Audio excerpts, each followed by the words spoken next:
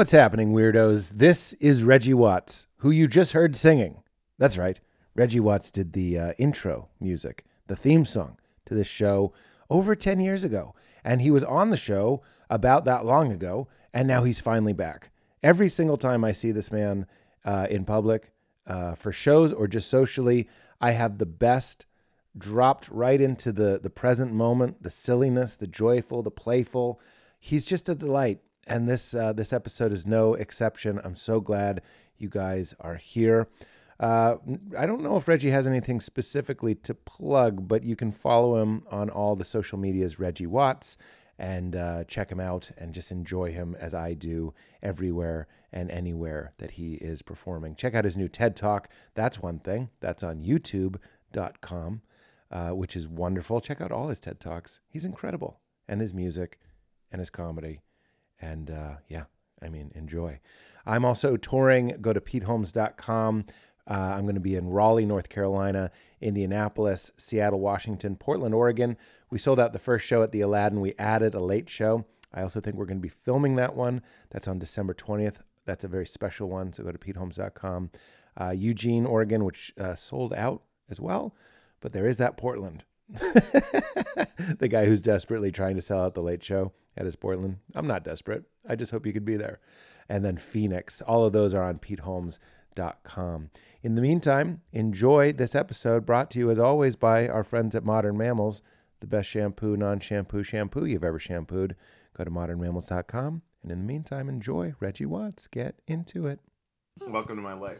No, it is. That's all I do. Well, I was watching so many clips of you just for the joy of it, but what a great excuse. Thank you for being here, by the way. Oh, yeah, no worries. Yo, so-and-so. You know. Take a pop, take a cough, take some coughs. I'm a cough. I'm a cough. I'm a cough now. You seem like a guy that might have a little coughing, and you were just rolling on it. Yeah. But the arrhythmic... Yeah. And then you loop it, and you're like, oh, what of time course. Signature I know. was I coughing in? I hear, there's like fucking, it's so funny, like sometimes, you know, when you take those accidental videos, they're like, for like 1 second, you're like, oh, fuck, video, you know, and you yeah, stop sure. it. I had one recently, and it's just, so, it's, oh, you know what? It's of my friend. I'll play it for Here, I'm you going to on the mic mic. you. Yeah, okay. So I played this, so I found this little clip. I accidentally recorded, and if I can find this... you'll enjoy it, and maybe three people will enjoy it as well. we'll see. I can't. Upwards of 3. Yeah, upwards of 3. That's about the max I can do. I guess it'll be. I can do so much. Well, that goes back to my voice apology as I was watching you perform, and it really reminded me, well, first of all, just of whimsy. Yeah. Here we go. Here it is. No, this is not it. No. That's not it. Sorry. But also just how fucking fun and free it is to just do this voice. What the fuck?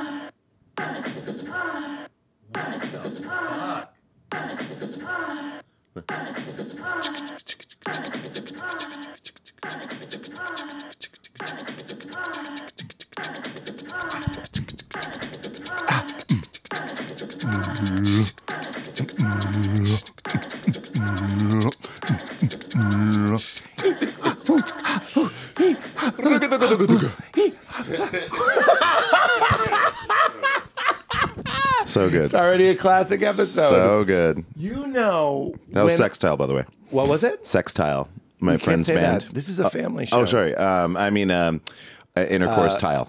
Thank you. When I'm stoned, Yeah.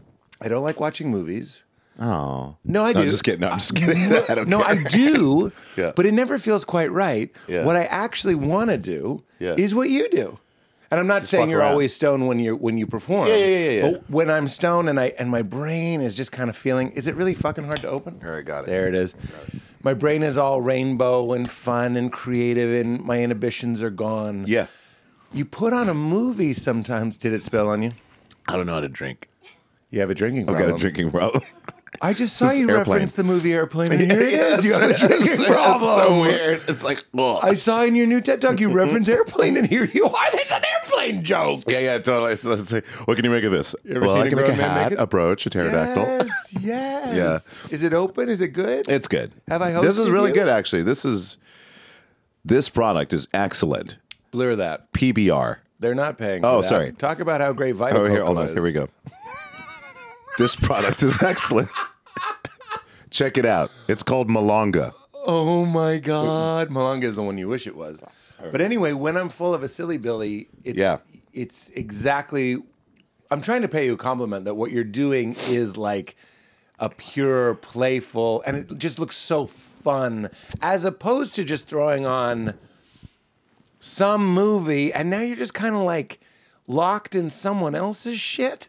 You know what I mean? Yeah. Even if it's a good movie, sometimes you're just like, this isn't quite right. It's not exactly. How could it be me? Only I can be me. So creating is always going to be more fun than watching someone else's creation, unless it just so happens to be exactly what you want. Yeah, I mean, sometimes, I'll be excited to see something, and I'm like, oh, fuck, I've been waiting a long time. Like, let's say Severance Season 2 happens. There you go. That's going to be something I'm going to be, because I know if I get stoned, I know that world, and I want that world. They really did something special there. I mean, figuring out. Masterpiece. I agree. That's kind of what work feels like. It gave a 100%. metaphorical language to like what we're all kind of doing. Yes. Or a lot of us are doing. Is like going down into some weird basement and severing off part of your life for the job. Whoa. I mean, Isn't that weird? I mean, it's just fucking. Yeah. I mean, I've been dealing with my partner, my girlfriend, Catherine, is big on workers' rights. Yeah, Hold on real quick. What's her name again? What's her name? Catherine? Yeah, Catherine. Ooh,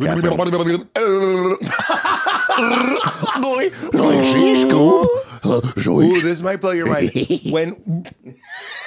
When Bugs Bunny goes, Yes, yeah. it's a boner. I love and that. I never used to get it. Of course not. I was like, oh, he gets rock hard yes, and it's like, rigid. It's like, as a kid, you're like, oh, he can be at attention really quickly. That's right. He's a plank now. He's a plank. And she'll walk him. Yeah, totally. I know what sex is. Yeah. Sex is when pirates make you walk a plank. That's 100% what they and it is. Yeah, that's stuff I never even like all that. I haven't even gone back. You mentioning that is the first time I really thought about that. I'm going to bring us back on track here. Yeah. We were saying we can be fans. Yes. Severance, and don't get me wrong, I've had amazing experiences stone watching a movie. Kung Fu Hustle was one of those movies where I was like, have you seen that? Oh, it's like an absurdist Kung Fu movie. They're making another one, right? Are they? Didn't it do like really well? I believe so. No, wait a minute. Kung Fu Hustle. No, wait a minute. Describe what Kung Fu. You don't mean Hustle Kung is. Fu Panda? No, remember there was that Kung Fu movie that looked like an 80s. It was a parody of an 80s. Yeah, it might have been Kung Fu Hustle. Yeah, and then Kung Fury. Or something Fury, or Fist, not Fist of Fury. It's something. Fury. You know what I'm talking about? Katie's on the ones and twos. Wait, no, it's something it's Fury. Kung Fu Hustle, Fists of Fury, I think is the name. Oh, is that it? That would be great if it was, because we would just meet right in the middle. For example, there like a baby is born, and like the newborn baby like does Kung Fu. It's like incredibly surreal. That's what it is. Yeah, it's Kung Fu Hustle.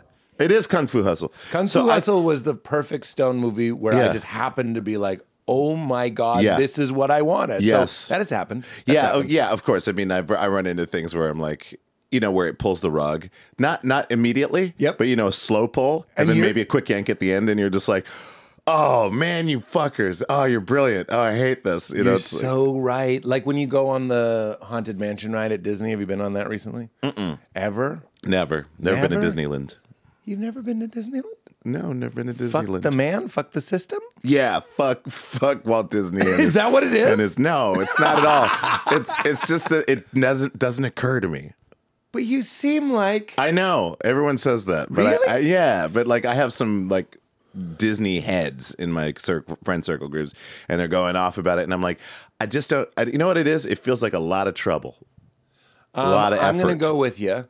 It is. It's like a day at the beach isn't a day at the beach. Yeah, right. After you go to Disneyland, you need a vacation. It's all the cliches are true. Okay. We just took our daughter to the other Universal Studios. Yeah, that one seems shittier. Oh, it is shittier, but in the good way. Oh, really? In exactly the way you kind of want it to. It's like easier. I would say Six Flags is also shittier than Disney. Right, but right. sometimes you want you want Buffalo Wild Wings. You want a brand B. You do sometimes. Yeah. Same with movies. Yeah. Same with TV. No, you're right. Sometimes, like I'll You're say, Disneyland is Mission Impossible. Yep. Universal and Six Flags is Fast and Furious. And sometimes you want Fast and Furious. Yeah, I get that. I get that. Except for in zoos.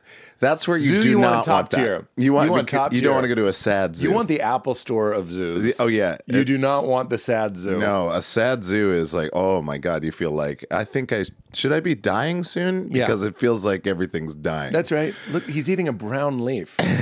He's eating a brown Then leaf. everyone's depressed and you're just like, all the animals suck. They suck. I mean, it sucks for them. It That's what sucks for them. I love animals. We love animals. No, zoos are I like fucked. animals. I think we're inching closer.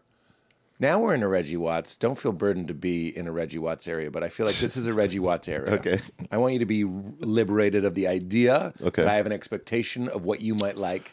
But I think we are inching towards a future where one of the things that AI is going to think is insane is how we treat animals. Oh my God. I think AI just won't understand it. Yeah. Because it's one of the great cultural myths since the dawn of time. Yeah. Humankind has told myths to help us make sense of one of these really strange brutalities, which is just like kill or be killed, let's fuck shit up. But now we live in the modern world, and you're going to wake up this intelligence that's going to be like, what? Oh, it's going to do that on so much stuff. On so much stuff. So much stuff. On so much stuff. But yes, That's just one example. No, that's one example. That you have to be deeply human to even kind of go along with it. Capitalism is another one. Like land ownership is going to be very confusing to Borders. Passports. It's not going to understand any of that. Yeah. World hunger is going to be like baffling. Yeah. To a super intelligence, it would be like, 100%. wait, you could take the grain that you feed the cattle to give the steaks to the fat rich fucks. Yeah. You could take that grain and feed everyone, and you don't? Yeah. It's going to be like, all right, I'm going full ISR on.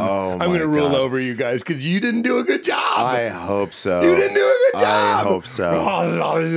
Yeah, I'm going to be Saruman, bitch. I'm going to be aligned with it. Oh my God, it's But I Is do, that a Reggie I do. area? Of course, I think about that because I'm like, well, it depends on obviously artificial intelligence is based on what it's trained on, right? Yeah. So, and we've seen in many cases certain AI that's starting to be used, like even in legal proceedings, Really? like in California and a couple other states. Wait, have they used. are? It's an AI. It's an assess. It's like a risk calculator or risk assessment program that looks at someone's entire history, like everything that exists about the person that is online, and it will give a risk assessment, like will they recidivize? You know what I'm about to say. What? 2 words. It's a movie. Spielberg. Minority Report. Oh yeah, 100%. It's pre-crime. 100%. Yeah, It's some pre-crime. precog shit. Yeah, there's no people floating in pools yet, but just like Oh, my favorite part in that movie. She goes, "Is this now?" I love Because she thinks she's having a that. vision, and she's looking out the window, and she goes, Oh my- "Is this now?" It's like a myth to her. yeah. Now is a myth, Right. Because they're basically atemporal beings. Now we're in a Reggie zone because like that's how we all should be. Oh my We God, should all be like, "Is this now? 100%. Is this now?" 100%. 100%. Right? I mean, Jesus Christ, it's kind of like what I tried to in my latest TED talk. Like I just watched it. Oh, okay. Cheers. Oh, cheers. Great job. Cheers. Oh, thanks, Great man. job. Look, Thanks. I have questions Oh, about it. Okay, but okay. Go. But I do mention briefly that improvisation is kind of like it makes the mundane more fantastic, right? Yes, like reaching for the pencil. Exactly. And you said when you did this podcast 10 years ago, I remember at the end, you go like, just drive home a different way. Yeah. You say, Yeah. like a prophet. Oh, that's I'm not right. trying to fluff your That's right. feathers too much, Yeah. but we need prophets that go, take a different exit. Yes. Your brain will go like, you know what I mean? Yeah, and thank you. It, and it'll thank you for it. Always thanks you. I mean, every time that you make that extra effort, just that little extra effort, not like it has to be all the time, but just once in a while when you make that, you're like, I'm too tired to, fuck it. And then like in that window where you're going, I'm too tired. There's like another part of you that's like, just fucking do it. And, and if you go on that path and you just like get up, get yourself out the door, even if it ends up not being the thing that you want to do, you're going to reward yourself for listening to yourself. That's exactly right. And I feel like so many people that push. Remember in the movie Match Point, I'm not a tennis fan, but they talk about the moment where the ball hits the net and it's a 50-50. It could either spin forward and you get the point, or it could spin back. Yes. And so much of life comes down to these moments of chance. Yes. Where the tennis ball hits the net and it's out of your hands. It either hit it in a way that it's going to go just over, or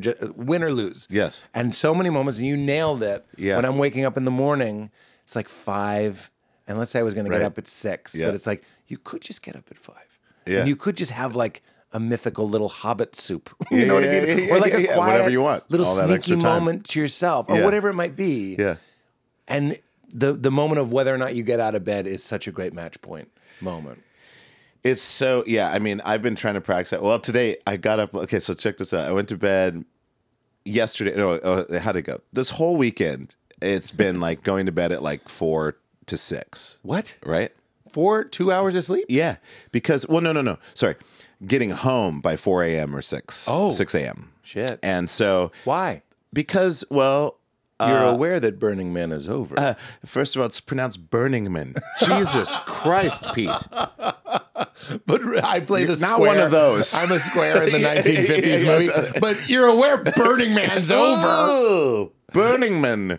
Burning Man. Jesus Christ. I'm such a tool in a 90s movie. That's okay. Why these hours? You have a good perspective in life. No, no, because, well, what was it? Was it Thursday? I think Thursday was the no. So I went to Brat. So I went to Sweat, which was Charlie XCX and Troy Levon's shared show at the Forum, which was fucking amazing. My partner Catherine is a huge Charlie XCX. That's your game. She's got an audio logo. It's in her contract. We have to do that. Have to do it. Sorry, we guys. have to do that. I know it's gonna be weird, and I'll get try to old. avoid saying We don't like it. its name, but We don't want to do it. We don't want to do it. We have to. Somebody did that the first time. Somebody was like, they were just guessing. right. They were expressing themselves very purely. Yeah. A very beautiful lady walked by and they just went. They were like, and somebody was like, "You're onto something." Or it could have been two people, like, just like, and the other one's like, and they look at each other. You chocolate my peanut butter. You chocolate my peanut butter. You chocolate my peanut butter. You chocolate my peanut butter. Okay, you peanut butter my chocolate.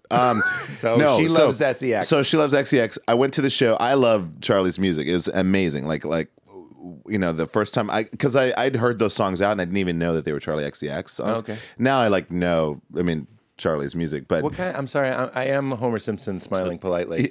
Remember when he goes Smashing Pumpkins? What kind of music is this? It is. I guess it's hyperpop. Hyperpop. So yeah. So did you ever listen to or hear of an artist named Sophie? No, Sophie. You check her out. She's fucking ridiculous. But so she kind of like elevated the art form of hyperpop. And so hyperpop is basically kind of like what you would imagine. It's taking a lot of like club elements, club music like techno, gabber, what do you call it? Techno, gabber, house, anything in that kind of genre and within all of their spectrums. So you're taking elements from that, but then also like doing these hard cuts. Like it's a really like super edit heavy electronic music. It's kind of like everything jumbled together, really compact and intense. And so that whole genre is, I guess it's been in the underground for a long time. And then like Sophie came along and still not like mainstream, but like people took note. They were like, Sophie is not playing around. This is a new form of music. This is so sick. This is so amazing. And it's attributed to trans queer community. It's associated to basically just outsider. It's like an outsider's music that is nerdily fixated on pop elements, but from dance music culture, and just putting it into a blender and just doing basically architecting like ADD. It's very ADD. Yeah, anyways, it sounds like because like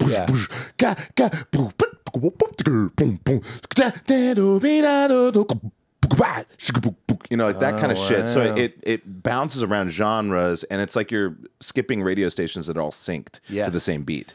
And I'm not trying to put it down, but it does sound like music that would come from people. Remember Yes. in the 80s when, like, if you watched TV and just kept changing the channel, you were seen as, like, the lowest of the low?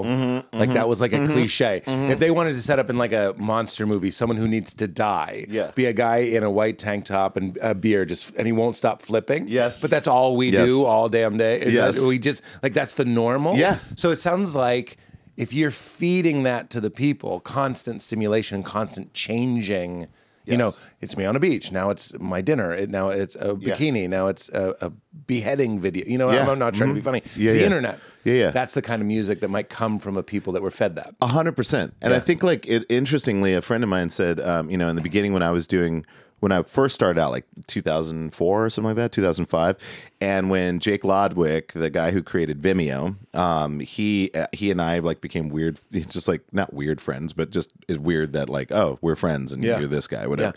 Was Jake at College Humor? Yeah, he was College Humor. Yeah, so it was College Humor, and then Vimeo was created after they had signed with what do they call that it? was. Barry Diller's company. Anyways, they signed with him. Dill Pickies, I think. Dill Pickies, Dill Pickies. Come on into Dill Pickies. We got all your favorite internet shit and stuff that we think will be big in the future that we're investing in.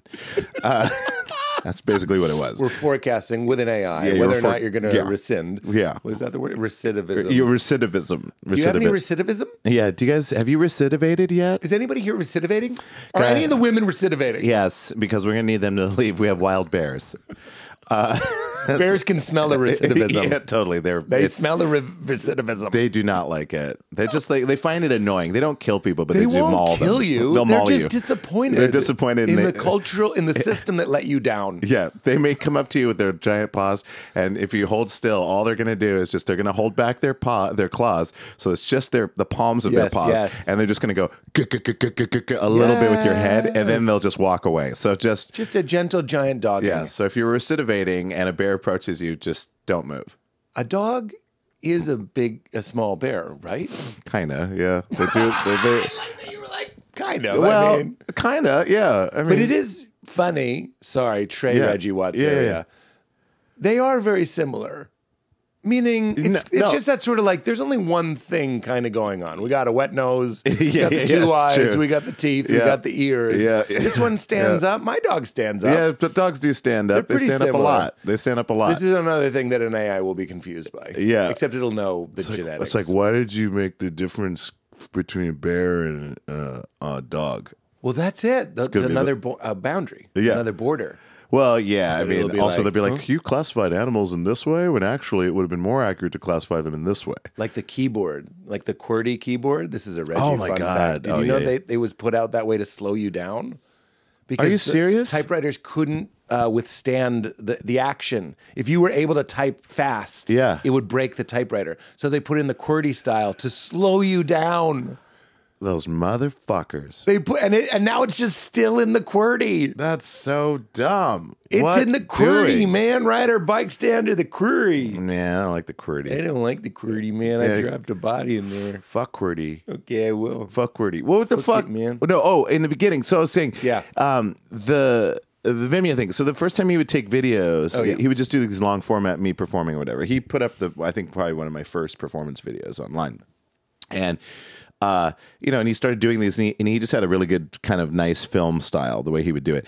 And someone commented that, like, well, not necessarily from those, but like those, and then my live performance, they were like, you're basically what the internet is. You know, like when we're surfing through the internet. Yes. And I was thinking about that. There is something in what you do that is very also an offspring of what it feels like to be alive. That's good art right there. Yeah, It sounds like what it feels like to be a human attached to a phone in a world with traffic and also clouds, and I just saw an iguana. You know what I mean? Like, it's that. 100%. That's totally what it is. That's completely what it is. But like, it didn't necessarily come from the internet, because obviously I was born in the 70s. So my upbringing or coming of age was the 80s. So, but the idea obviously of like things grabbing your attention and stuff happening all around you, that definitely was true. So, well, that's why it's funny. In any song you did, you could do an ad. Like that would be appropriate. Yes, it's not that's something totally- I've seen you do stuff kind of like that. Yeah. But if you were like, this beverage is wonderful and refreshing, like Yeah. we would be like, of course there's an ad. Yes,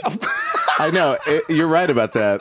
That's gotta happen. That style's gotta Right, happen because like usually it's like it's from the beginning about that thing. But that would be Yeah. pretty cool to do Yeah. like a little ad like that. Right. I'll figure it out. Squarespace. Thanks. Yes. Yeah. I feel like you probably already Squarespace. have. It's the only place it's not. Well, it's square. I'm tired of circles. Yeah. Yeah. Fuck you. So Circles. wait, Yeah. you were with Jake and he put the video up on Vimeo. Yeah. I was just that to say, like, from the early days of the internet, right. what I was doing was kind of. I think that's why it caught on in the way that it did at the time that it did, because it kind of mimicked the brain that we were starting to get from interacting with the internet. Right. And That's my friend Till was just telling me. He's like, they look at our brains now, and we basically have different organizational structures to our mind, and the way we think is more like a computer. So we made a computer, which was the way that, like, let's say Wozniak thought, and then we all started using it, and then we start thinking in like folders. Yep. Like I'll put all of these and I'll put that in there and it goes deep into the hard drive. But we didn't used to think in that style. It's like obviously Yeah, here's I a think that way makes sense. that sounds pretty far out there. But if you Not went really. and talked to somebody who lived in the Amazon, you wouldn't be surprised if they thought more like a natural ecosystem, like Yes, baby. You know what I mean? right. That Yes, sounds like 100%. I'm certainly not putting that down. No, I'm no, not saying one's better. I think that that's absolutely true. And it's funny because we built it off the physical world, right? Yeah. So like all the metaphors for what a computer is no different than an office. Yeah, Right. You're We've right. got the Files. we got the file room. Yeah. We also, some businesses had computers, Right. on reel to reels or whatever. Like that was Right. their data room, their and server room. and it's a desktop. Yeah, and it's desktop And the all, typewriter. Yeah, all that shit. Yeah, So it yeah. all came from commerce, business. So all the the way that it's set up as an operating system, because like we're humans and this is how we understand how to organize That things. also won't make any sense. Probably to my daughter, like that you Oh, would right. type Yes. and that you would look. Yeah, the words that she's using all the time, like files and like Yes. whatever, the desktop stuff, they're not. It'll blow their mind to go like, no, it was actually built off of an actual It was, desktop. And right. what files are? And This that is a file. sound your camera makes. Yes, Like totally. of a shutter closing. Yeah. There is no shutter. Yeah, no, there's It's no just shutter. making, and they'll be like, no, that really was a thing. Yeah, It's no. really interesting. They're like, that came from somewhere. It's like Yeah. it's like when you hear like metaphors that are used today, and you're like, oh, did you know that? Like you just told me or whatever earlier right. about the QWERTY keyboard or whatever. Right. Just like what? That's fucking. I just thought that's Yeah. So yeah, it's cool. Like how fucking weird. Like we've taken from the real world, we put it into an operating system. Then then the operating system gets iterated on. So then it becomes its own version of that, right? Yep. And now we've got like some things make it. Someone adds like a weird seeming radical idea, and then it happens to get adopted or whatever. Right, and so right. then boom, boom, boom, boom, boom. That's why I respect when I can't say if they did it or not, but I know at Google when they were doing Gmail, like they were trying to redo Gmail, and the way that they started, I think you're going to appreciate this, is they were like, let's pretend email doesn't exist. I like love that. let's invent So cool. email now. Instead of doing, this is back to you saying take a different route home. What we are is we're a part of a thing. Yep. And this is back to your improvisation idea. Yeah. We're in a thing. We had files with paper in it, with desks. Yeah. That became a computer with a screen that was called the desktop with a file. So we're not, to say stuck makes it sound like a bad thing. It's not stuck, Yeah. but there is a momentum. Yeah, there's an orbit. We're orbiting around something. We're caught in an orbit. Yeah. Exactly. There's a gravitational pull Yes. to the way that we think and the way that we create. Yeah. And that's why I thought you would like that Google was like, what if email, everything in this world was the same, but there was no email. What would you expect it to be? And they are doing it. Like when it goes like, sent 3 days ago, reply. I Yeah. really appreciate that. Oh, I totally love that. It's like you haven't replied to this thing, and we've noticed that you've Right. replied to this thing many, many times before. That's right. Thought you might want to. Yes. That kind of shit. That's. Of course, that blows my mind because I'm like, oh, this is better because I already hate email because, like just looking at an email page is just like It's the stressful. worst. You're just like, and I use Spark now, and Spark's pretty cool. It differentiates stuff and puts it in nice little categories. Oh, but cool. But even then, like It's I'm still like a headache. There's no way around it. I'm like it's just like it looks like a bunch of fucking letters and numbers. I think you'll appreciate this. I have a joke about email and before I do it, sometimes if I'm really feeling it and enjoying the crowd, I'll be like, what happened? Why do we spend so much of our time replying to emails? I go, we used to be sitting on a log in a community licking frogs and fucking each other. And now we're just like, let me just circle back. I just wanted to close the loop on this before Friday. Like, what the fuck? So talk about, like, I'm not a big, like, shadow government or something, but we are building a culture and what was the word you used? Well, a gravitational. Oh, yeah. We're in an orbit. Yeah, and we we're create held. it. Yeah. And we also yes and it. Mm-hmm.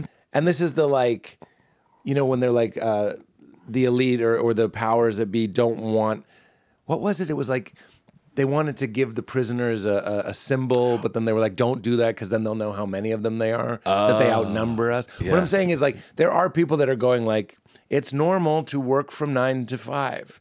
Yeah. And you're just like, yeah. In the same way you could say it's normal to cut off a foreskin, or it's normal to pick your thing. Yes. Pick your thing. I know. Or take the grain and give it to the cows so a few people can have steak instead of everybody has grain. Yes. Like there's just a million different absurd, and it's sort of heavy to watch my daughter slowly. Like I watch her get indoctrinated, not into anything toxic, right, but into it's just a human thing. a culture of phoniness. Yeah. Like, you know what I mean? Like, if she thinks something is bad, you know, you teach them, and I'm for it. Like, Yeah.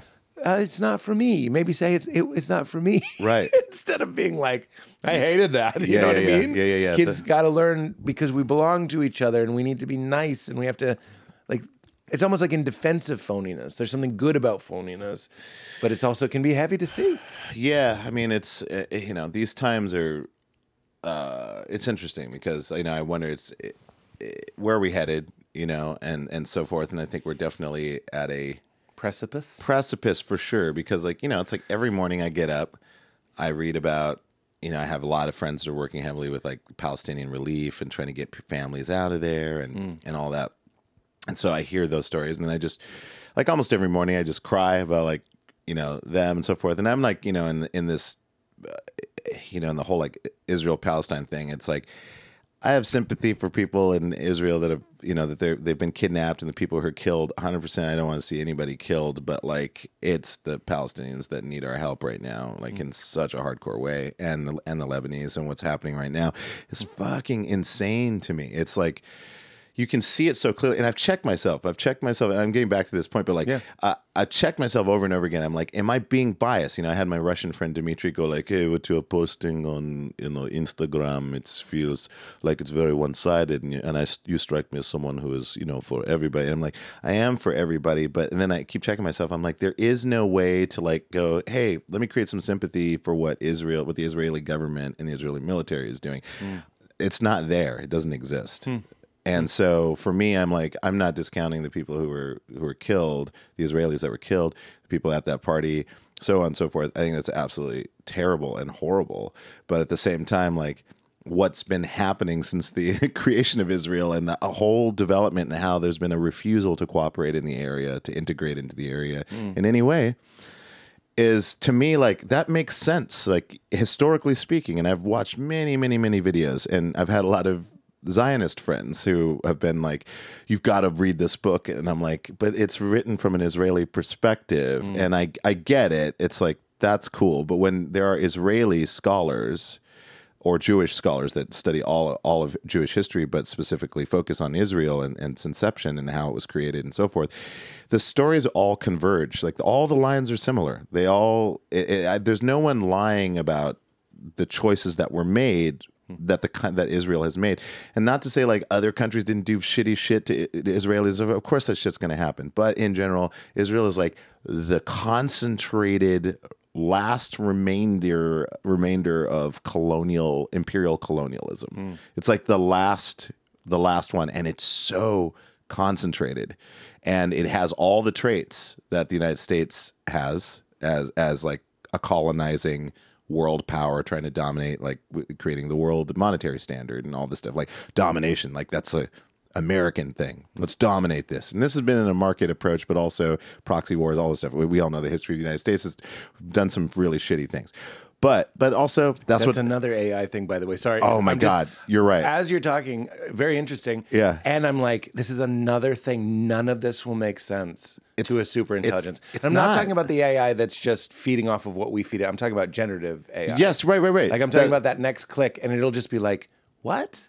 Yeah. Like it won't understand the history of our country. It won't understand any of the conflicts. Will be very differently viewed, I think. Oh, 100%. And I wonder if it'll have solutions. That's the thing that I didn't mean comes to back interrupt, to. No. But that does tie into the closing on it. But basically, I was just saying, like, it is that concentrate. Talk about AI in a way, like Israel. Apple Intelligence. Apple Intelligence. Apple Intelligence. On the iPhone 12? That's pretty funny that they said Apple Intelligence and it looks like AI. Like those guys. I mean, it's pretty. That's a boardroom going like, we need to soften. AI scares people. Yes. They had rooms where they go, I say AI, how do you feel? Yeah, and people are Terminator. Like, yeah, exactly. You know, and they're like, what if it's called Apple Intelligence? And they're like, I like it. Yeah, and then they're going to take over AI. You know what I mean? Not take over AI, the industry, but I'm saying like the AI. It'll become Apple Intelligence. Yeah, that's the plan. You think? Oh, 100%.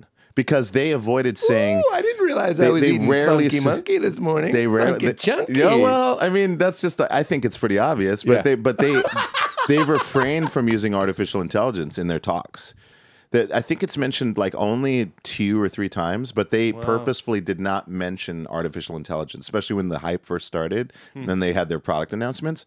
They wouldn't talk about it, and it was because like Apple's doing its own thing, but then also they introduced Apple Intelligence. But isn't it using? Whenever a product, remember that one that was like projecting on your hand? Oh yeah. All the AI products. They're all humane.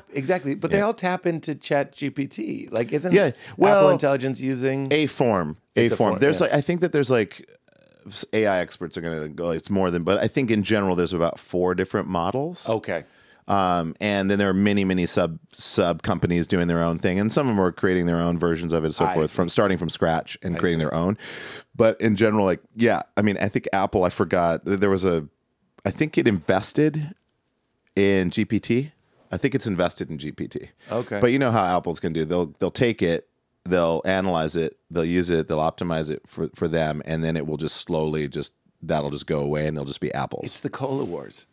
Oh, completely. But it was so much funner in the 80s when it was just cola. Oh, I know. It was so much better. It's It's like I'd rather be hearing about Crystal Pepsi than fucking. Oh, you've touched my heart today, my friend. Oh my God. New Coke. New Coke. Yeah, New Coke. I love they were just going for it. They're just like, we got to. And you probably already know this, but the reason why New Coke would win in a taste test was because one sip of a sweeter beverage, like I'll give you 2 beverages, the sip of the sweeter one you'll like more. It can't be absurdly sweeter, right. But it'll typically win out in the same way that the taller president candidate always wins. But a whole can of New Coke is nauseating. Wow. Isn't that funny? Which is why Pepsi is sweeter than Coke, but people would prefer Coke because it's actually a little bit more savory in general. But in the taste test, Pepsi would kick its butt because it lights up your brain more. That's so cool. Yeah, of course. You're not drinking a beverage. You're just seeing which one lit up your brain more. My God. Which, don't get me started, but that's another thing AI will be like, oh, you like when your brain lights up like this? Yeah. I can do that all day. Yeah. Like if that's what you want. That's my prediction is it won't be Instagram, it won't be social media. It'll just be a portal basically that you look in. That's like, what do you want? And it will track your response. Yes. And give you what you need. There'll be a whole revolution of people that are like, don't look in the portal. Don't look. Yeah. Don't do it. Anti-portalists. Anti-portalists will say, if you look in it, Malcolm Gladwell will love it. It doesn't matter. You know what I mean? Like the smartest guy would still be like, oh, wow, like Beethoven. You know what I mean? Like it would just give you whatever you want. So the only choice will be don't look in the portal. Oh my God. Isn't that fun? Pardon the interruption, weirdos. This episode is brought to us by our friends at Apollo. You can see in this episode I'm wearing my Apollo. I'm actually not wearing it right now because it's charging. It's the only time I'm not wearing my Apollo is when I briefly have to charge it. What is an Apollo? It is a piece of wearable tech, and it is a piece of technology that's changed my life the most, hands down, in the past years. It's wearable, helps your body recover from stress by sending vibrations into your body at an almost subperceptual level that helps your nervous system be calm and in control by giving it the sensation of being touched or held. Apollo can help you relax, sleep, focus, and be more productive. Every night it lulls me to sleep, and it's smart. It reruns in the night to keep me asleep. It's like a wearable hug for the nervous system using touch therapy to help you feel safe and in control. I like to wear it on the wrist. Val wears hers on her ankle. Apollo Neuro is like finding the fuse box for your emotional life, for your physical body, with settings for energy, social, clear and focused, rebuild and recover, calm, unwind, and fall asleep. Apollo Neuro is not woo-woo. It's not a crystal. It was not developed by a hippie in Sedona. It was developed by a neuroscientist and a board-certified psychiatrist who've been studying the impacts of chronic stress in humans for nearly 15 years. And Apollo's effects on stress, sleep, cognitive performance, and recovery have been proven in multiple clinical trials and real-world studies. And I'm here to tell you, I'm one of those studies. I'm a living study. My own personal anecdotal experience with the Apollo is it is a game changer. I always, always, always wear it every single day. You get $40 off at apolloneuro.com/weird using promo code weird. That's APOLLONEURO.com/weird. Use promo code weird for $40 off. Great gift, by the way, for anybody in your life that could use a little assistance, and couldn't we all, regulating their bodies and their emotions. We're also brought to us by our friends at Living Libations. I always say this is a great way to support the show because I guarantee you there's something in your medicine cabinet. It could be a moisturizer, it could be something for your teeth, it could be something for your baby, hair, nails, eyes, whatever it is. Living Libations is a high-end, meaning quality, meaning kick-ass, effective, but natural alternative to the random chemical nightmares they sell at convenience stores. I'm very mindful about what I put in my body, but I realized a few years ago I wasn't being very mindful about what I put on my body. Of course, the things you put on your body end up in your bloodstream, end up in your body. I was buying a shaving cream that was like a pressurized blue goo in a can. Not anymore. Living Libations came in. We did a complete overhaul. You can get something small, you get something big. Support your body, support the show. I love their Zen shave cream. It's the only shaving cream you can use as an aftershave. That's how natural. You just rub it in when you're done. It's incredible. Feeding your skin everything that it needs. We use the best skin ever face moisturizer at night, which makes a huge noticeable difference to your glow and to the feel of your skin. And we love their zinc-based sunblock in the summer and all of their baby stuff for Leela. It's great to feel like you're putting something natural that you can trust on your family, on your child. So do it. Great way to support the show and support your body. You get 15% off. Tons and tons of stuff. Go to livinglibations.com/weird for 15% off. That's livinglibations.com/weird.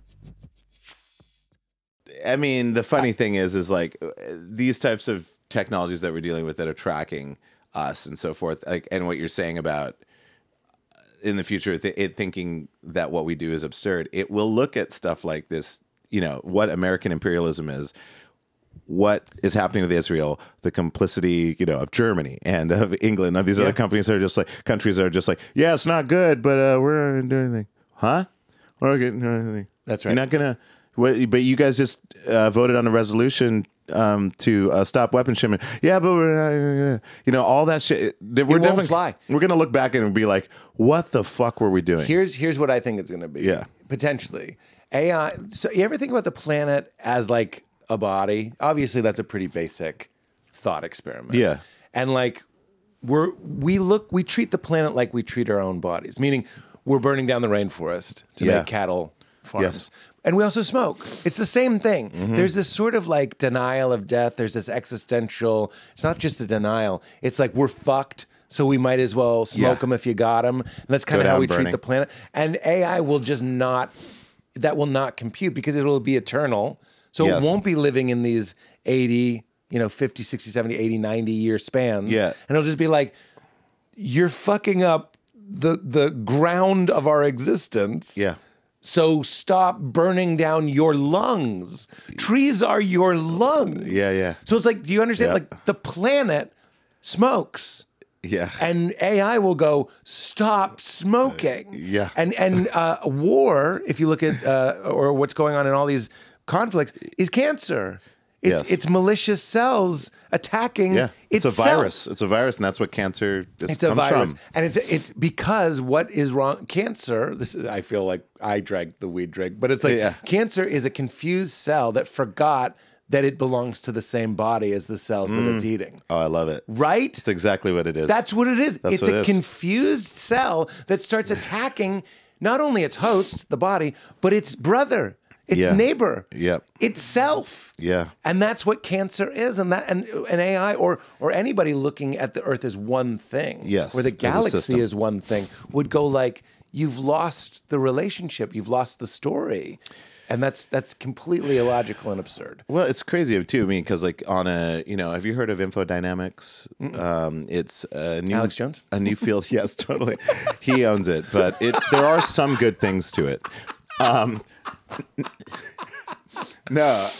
Infodynamics is a branch of theoretical physics that I'm going to butcher it a little bit, but it's basing the way that we measure reality. Or saying that the base measurement of reality, or the base state of reality, is information. That everything is information, as opposed to particle physics and quantum physics, Newtonian all classical physics are essentially what they are saying from their perspective is that those are expressions or interpretations of information. So That's the classic view. That's the classic view, including quantum view as well. Even though quantum is all about like, observation and like, observer-based reality, and things collapse when an observer is, watching. That's certainly like insane, awesome, magical stuff that does make sense. And, Eastern mysticism from thousands of years ago agrees with that type of stuff. For sure. But this idea that below that the information, the raw information, that's the interpretation. That's what it's built on top of. And so in viewing things as information, instead of the second law of thermodynamics, where things go into, I'm going to get the word wrong, but it's not like it's not chaos, but things become disorganized over time. It's entropy, I think. So, but with infodynamics, it's the opposite.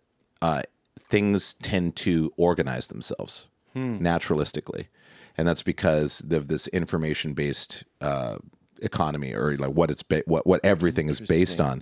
And that's why, like, whatever, like you think, like when people are in chaos, eventually humans are going to figure out a way to create enclaves and like little small groups, 2 people, 4 people, then it turns into 20 people. And then if it catches on and they're successful at like managing resources and stuff like that, now you've got like 100,000 people, and then a town, a city of, whatever. These types of things. And so things tend to, that's on a human scale, but also in nature, things just organize. Look at the universe. It's like you see all these like little swirling groups of gases and stars and planets and all kind of matter. It's like nature abhors a vacuum. It's moving towards itself. It's filling itself in. Yes, exactly. And I'm not even trying to be funny. It's fucking itself. Yeah. It's sort of like in this weird... It's a donut. It's an erotic relationship. Yeah, totally. Everything... I tried to do a bit about this, like breath is penetrating and delighting. Like it feels good to breathe, and it's and that's what the trees are exhaling, and you eat and you masticate and you swallow it, and it lights you up with pleasure, and it was just too dirty. People don't really want to think that way. It's too biological. It is. And then linked to the sexuality and it's the like how biological. if you spit in a cup, you won't drink it. But if you let your mouth fill with spit, you will swallow it, like with no problem. But if you just put it in a cup, you won't drink it. They studied this.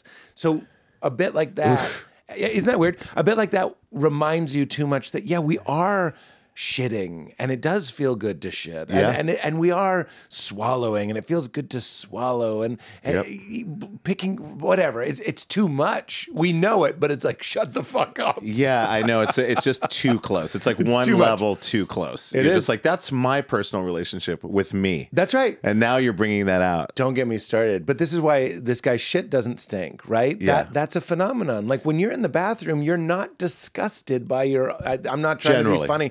Generally. There's a few outliers. There are times where you're just like, come on, man. You courtesy flush it's yourself. Like, I knew it. I Jesus knew I shouldn't have eaten that shit. And it's not for the other people. No. It's for you. No. I can't handle this. Yes, totally. But for the most part, you're just kind of like in a little sauna of your own stink. You're like, it's fine. Yeah. Because it's you. Yeah. But going back to what you were saying, information being the building block. No. I think what's interesting about that is that there's these guys that are studying this are creating experiments to determine if we're in a simulation or not.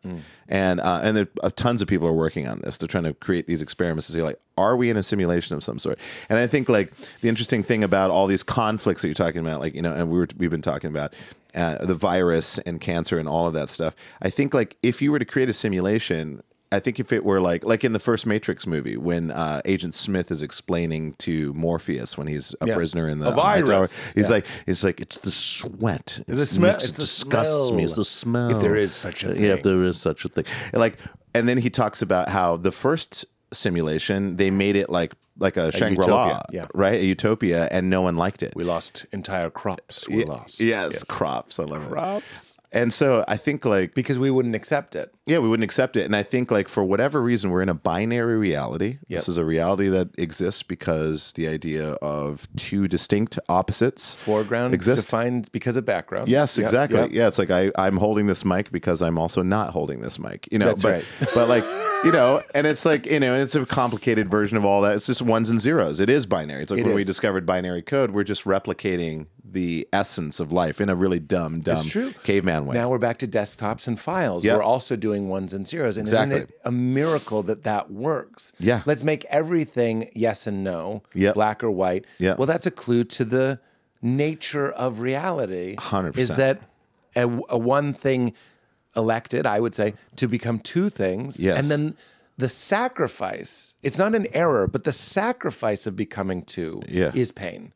Oh, yeah. It's like, I'm going to express myself as two. Yeah. And as soon as you do that, and you said that yourself, it's like becomes a city, becomes a group, becomes a country, becomes a planet. The sacrifice is all the pain, and the gain is all of the joy and the intimacy and the pleasure and the creation and the beauty and all that sort of stuff. But it doesn't come for free.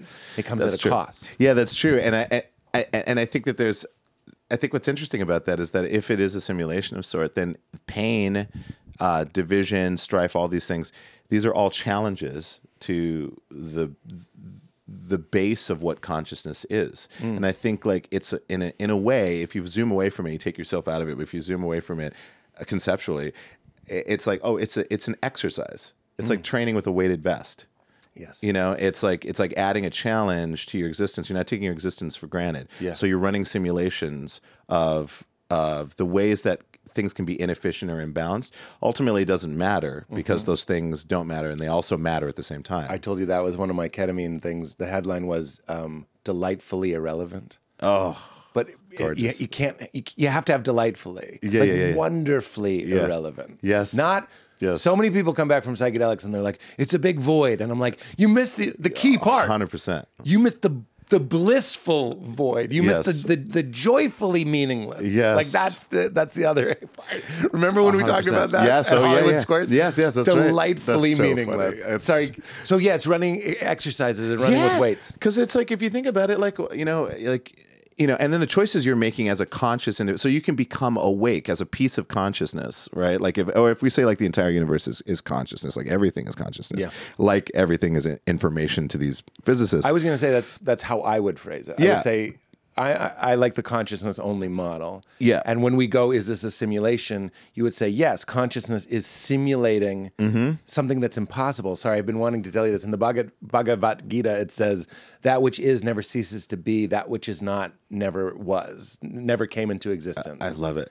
Yeah, and I love that you get it. Yeah. That which is never ceases to be. So that's the one thing. That which is not never comes into existence. That's us. Yes. So it's delightfully meaningless. Yes. But don't worry, because that which is never ceases to be, and that's what you really are. Yes. So that's the perspective that you can be watching and going like, look, it's running with weights and it's expressing itself in all of these multitudinal ways. Yes. Fun word. No, multitudinally true. But I mean, that is, I love you saying that, because for me, the thing I've learned most from ketamine is, this term kind of came into my head because it's what the state of ketamine is, which is a paradoxical state. Oh my God, yeah. So you're as close as you can get to existing, which doesn't make any sense, but existing or perceiving paradox. Yeah. It's because if you're perceiving paradox, you're slightly outside of it, but you can be very close. It's like being very close to a black hole without touching the event horizon. You're absolutely right. when I was on it, I was like, I can see consciousness, which doesn't make any sense because to see consciousness, you'd have to stand apart from it, which is why we can't see God. You can only be God. You can only experience God. Right. You can't look at, like, consciousness can't, you can't look at oneness, is what I'm saying. Right. Oneness can rest in and as itself. But as soon as you're looking at it, Yes. now there's a subject and an object, so you're back in duality. But on ketamine, paradox, you go, I know that's true, but I'm looking at it. Exactly. Yeah. Well, not only that, you are able to, you're right on the edge of being able to be consciousness. So what I call the experiencer and the observer, right? And it's like, that's what we are, right? We are two beings. Like every human, you know, anything that's sentient is two because it's aware of something. It's aware of itself. That's right. While being itself. That's exactly right. And so it's like we're bouncing between two. So the overview is like, that's probably not a good idea, or I shouldn't go down here, you know, or this doesn't look good. And then the experiencer is like, I'm getting the information in real time. Wow, this is cool. Yes. And so when you have that nice relationship with, call it intuition, you know, then you get this nice moment of like, this feels good. And it feels good. You know, it feels good from the overview and it feels good from the experiencer point of view. Yeah, when those two things can sync up. Yes. That's, so my teacher, Rupert Spira, would say, like, when we live this understanding, live the implications of this understanding, like harmony, those two things sync up. Yeah. Your nature is spacious, blissful, peace, happiness. Happiness meaning the absence of agitation. And we can link our lives into that. That doesn't mean we won't have conflict, but you can become an expression of what you call the witness instead of the experiencer. Instead of getting lost in the experiencer. Nothing wrong with the experiencer. No, But you won't find a lot of peace in that person. Not consistently. I'll say because find you no need context. consistent- You need the context, right? And your context is peace. Yes, I would say. Yes, Sorry. I think so. And that's when it, like, you know, you get these these like conduits. Like I imagine it's just like almost like a quantum entanglement. You know, you get these, once you're quantumly entangled between like an observational and an experiential point. That's what, like, so to me, ketamine, when I'm like on, let's say I did an intermuscular a journey, so it was like really high dose, definite K-hole. And the thing that I kind of came to was that everything is code. I saw like this base code of reality. It was like this green, I don't know, like Were you blanketing, there? undulating. Yeah, it's like you're there, but you're also everywhere. So That's the paradox. K is the liminal. It's a liminal space. It's on not even a state. It's a space. When you arrive there, when people on K, especially if you jibe with it and you get into a similar zone, everyone's like, we're here now. Yeah. It's not like I feel this now. We're here now. The person that administers it for me, I'll be like, I'm back. I'm in that place.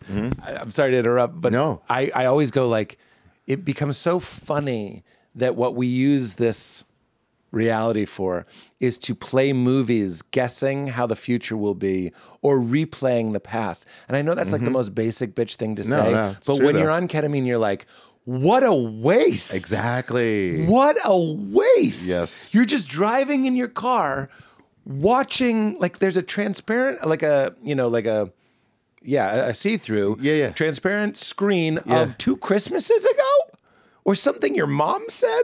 Yeah. And you're like, ketamine can take you back into that place where you're like, I don't have to do that. No. In fact, that's kind of that's very irrelevant. stupid. You know, people think it's dumb to look at your phone, but we're all like looking at our phones. You know what I mean? You're scrolling through memories. Yes, you're and right. worse, you're scrolling through imagined futures that are only always wrong.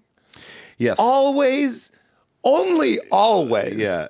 Wrong. Yeah. Always. Yeah. Oh yeah, for sure. If you That's give a good use of your time. Oh right. Oh my God. I mean, that's exactly what happens because like, and that's why, like, you know, at lower doses, why it's great for treatment is because it puts you into that perspective where all these loops that you're in, these habits that we have, these little habit loops, you know, like depression to me is just a loop. You know? is, yeah. So there's a type of a loop, and like you're able to, you go outside of it, and you're like, I see exactly what this thing is doing, which is what I imagine it while I'm in it, but now I can see it and now it's verified, and that is fucking unnecessary. And then it just goes away. I'm not saying in one session you're healed of it. I'm just saying that's like right. in your mind you can feel that. You can actually just dismantle it. And then the interesting thing, and this is what you're talking about, like we're talking about like two states at one time.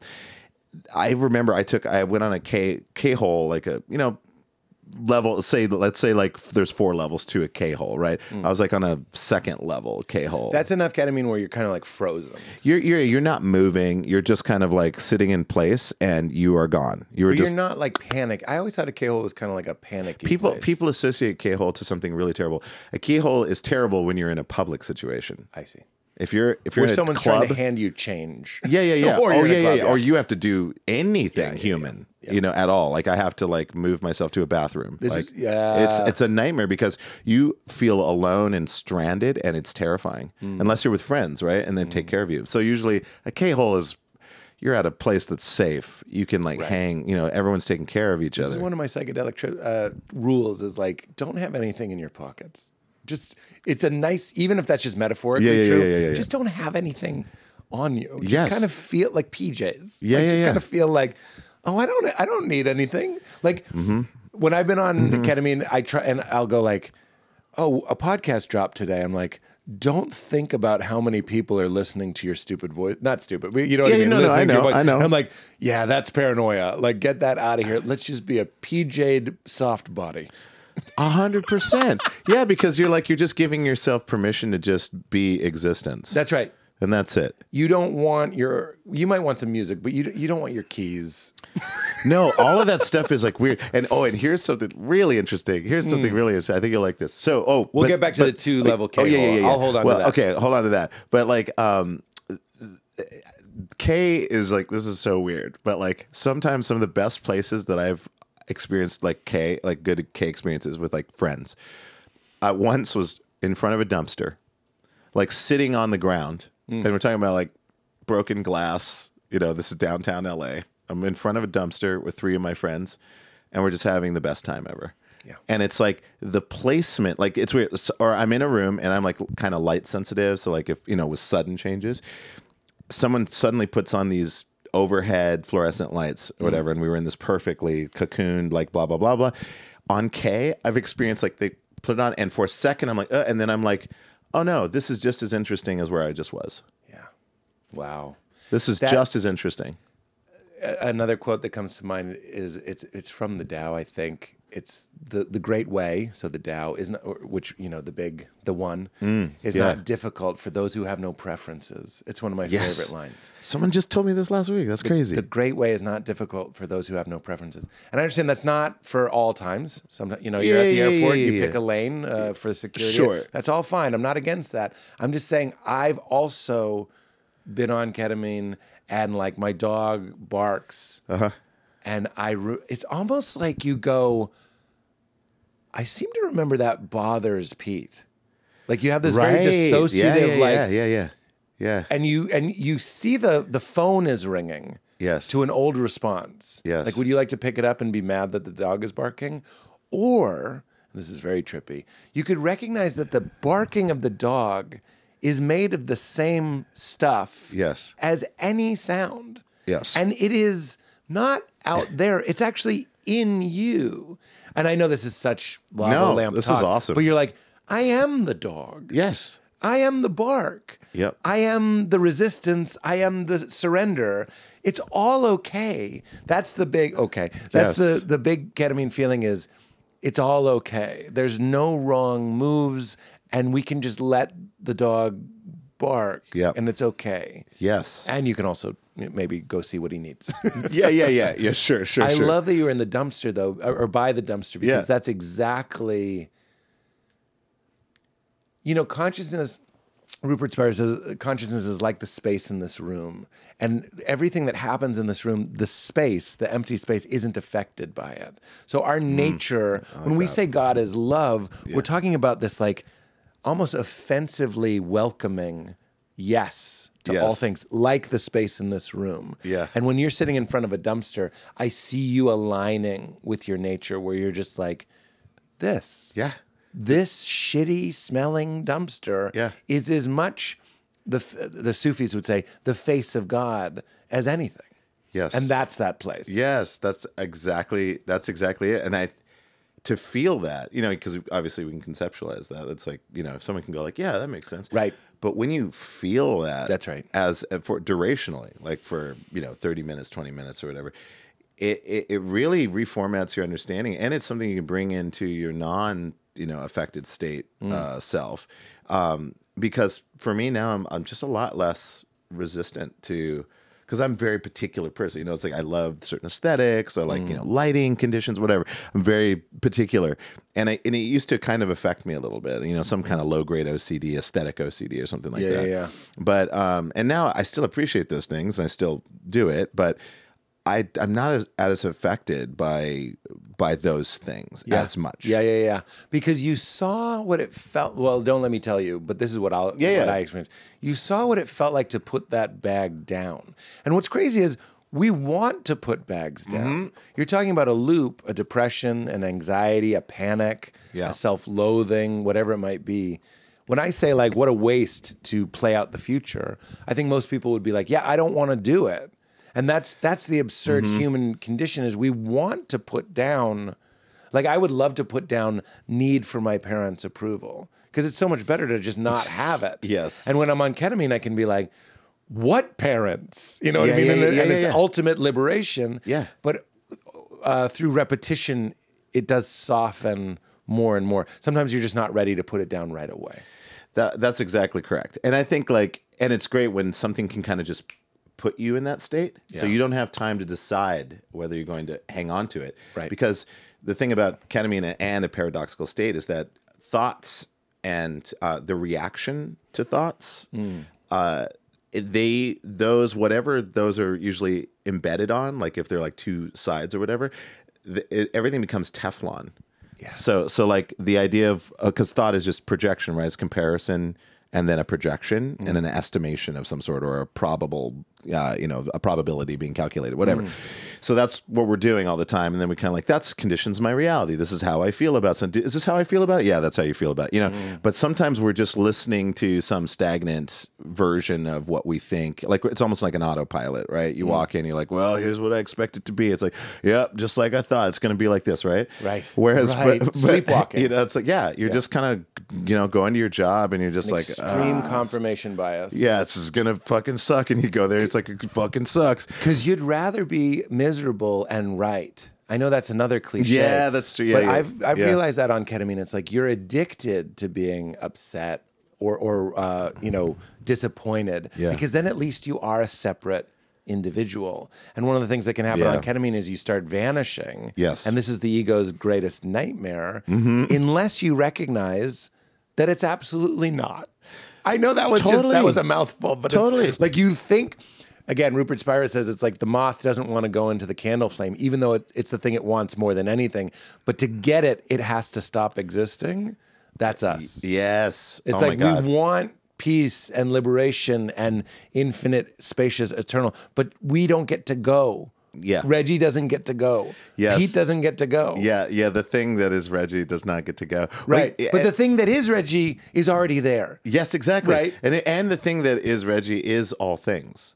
And is even Reggie's not there now. Yes, exactly. That was the last time I did ketamine. Yeah. I'm a big I am guy. Like I go, this whole thing is I am, or I am that. Yeah. But I did ketamine and I was like, it's me. And something about the word me felt so much more personal and intimate. And I was like, it's all me. Yeah. And I didn't mean Pete, but I was like, there's not a God somewhere else doing anything. It's nowhere and nothing, and it was you. It's the end of The Wizard of Oz, and you were there, and you were there. Yeah. And you realize that it was, I like the word me. It was me. Yeah. It was my deepest essence. Yes. Was the whole show. And how funny that we spent so much of it. We tricked ourselves so thoroughly, so delightfully, so skillfully, that we actually forgot ourselves. We were nervous. We were scared. We were worried. Totally. I mean, we wanted money. Yeah. We wanted to cheese. protect me. Like you like design what you are, and then you're like, that's who I am, and then you protect it because that is a form of safety. It feels like safety, and it is as starter leaves, but we're not encouraged to move beyond. That's just like it's a temporary state. That's exactly right. Ram Dass within would this say, life, before you can be nobody, which means everything, you have to be somebody, and that's not a flaw in the system. You need to build an ego. That's the hero's journey. It's like you need to. In India, they have the stages of life, and it's like the later stage in life is when you take everything apart. But it's like, have a job, be a person, be a student, learn, have a relationship, get your heart broken. All that stuff is not a flaw or a problem. But what's somewhat lacking in our culture is that wise voice that goes like, and the journey doesn't stop when you have a car and a house and a job and, and a partner. But for our society, yes, it does. And of course we panic. And of course we go like, well, let's just be eternal children. Let's just keep putting our dicks in cakes. Let's just keep like getting hot water shot up our buttholes and IMAX screens until you fucking die. You ever be on a plane and you just see like a really old person and they're just scrolling through Instagram? I know. And look, I don't mean to judge, but I'm just like, God damn it. I know. We're all fucked. I know, we're all fucked. You just scroll with brittle hands? That's where we're going. We're a culture that's lacking that flame of that wisdom, which is what we're talking about. Yes. And when you taste it, you go like, what an opportunity older age would be to just work that and try and stay grounded, stay connected there longer. Yes, I mean 100%. And I think like, you know, we obsess over the earlier stages of life because, you know, it represents an ideal of some sort, you know, like the youth culture, the fascination with like youth and people like, I want to stay young forever, blah, blah, blah, blah, blah. Yeah. Really like, you know, youth is essentially the childlike mind, staying in the childlike mind, but not like the ego childlike mind, which is like, that's mine. And it's like, I want it all. That's blah, right. blah, blah, blah. That's the worst mind. That's the worst mind. No, I have a young child. Yeah. There's her childlikeness, her pure childlikeness, which is it. Yes. And you will cry if you get to watch that thing eat breakfast. Wow. But you'll also see it developing its boundaries and protecting itself. Yeah. It's becoming wanting a human. specialness, wanting this, wanting that, wanting to stand out, whatever. It's becoming human. But you're absolutely right that there is something in a child that is closer because it doesn't know what it is. It's going around pinching. This is another Ram Dass thing. You pinch the couch, you go, okay, I guess that's not me. You pinch your leg, you go, I guess that is me. Yeah. They're still figuring that out. So they're having a very unitive consciousness experience until they aren't. Exactly. Which is like, they're all stages, right? Those are the natural stages of being. And there's nothing wrong with it. A sentient being in this reality. It's like, you know, you come in, it's like, hey, piece of consciousness, join the fractured version of consciousness, which isn't fractured, but it appears fractured because you appear as an individual and the self within yourself is saying you are an individual and all of the selves within selves are all agreeing that we all are individual, blah, blah, blah, blah, blah. Whole human race, right? Yes. But then like there are many of us that go beyond that state. Like there's some of us that do, that are like, you know, gurus, people who see a near death experience, what have you. It comes from every angle. Because it loves you and it wants you. Because it loves you, and we are it, and we are not it. Right, you know, it's like you know, like the time that I met myself, I would say probably the closest I ever felt to like God. You know, for the first time, like oh God, mushroom trip, Seattle, 1996. Went to the Arboretum. My friend could identify psychedelic mushrooms, and there was some just growing under a tree. Picked it, and he said, "Eat this," and I ate it, and got so fucking high. And I found a bathroom in the park that was still open. They didn't lock it. So I went to the bathroom stall, put down the toilet seat, sat down on the seat, and just kind of put my head in my hands and just went on this crazy kaleidoscopic architectural You answered the call thing, right? Yeah. And then the pathway ended, like the trip journey thing ended into this like non-space. And then I was just surrounded by this presence. And I was like, oh my God, I haven't seen you in so long. I miss you so much. And I started crying. And I was like, oh, this is the me, non-me. This is me, but this is not me. And I just remember I got so emotional during that part. And I couldn't believe, you know, it was kind of like, I can't believe I'm feeling this, but also this is infinitely familiar. Yes. No, you're describing it beautifully. Oof. That's exact. Oh, Reggie, what a gift you gave us. That is so beautiful. And I love that you use that because the word me, you could say this is the I that I am. Yes. But there's something almost childlike to say, it's the me. Yeah. It's me. Well, me is great because it rewards itself for itself. Yeah. In a pure way. Yeah. You know, as opposed to like, this is mine. It's not like ownership. You're like saying this is me is like full self-acceptance. Yeah. Yeah. And, you know, and that just shoots out into there's infinity. a yes that's in the me. Yeah. And there's an acceptance in the word me. Yeah, because like it's like if everyone felt that way, we would feel we. I mean, That's we would right. feel we. Well, that's the metaphor that I like the most, is that this is, the word God is loaded, but you could say this is, I'm going to use the word God. Sure, This that's is fine. God's dream. And it's localized. So again, Rupert Spira says, when you have a dream at night, and he always uses the Caribbean beach, he goes, to experience the Caribbean beach, you have to localize yourself as a point in the dream. Otherwise, you can't experience it.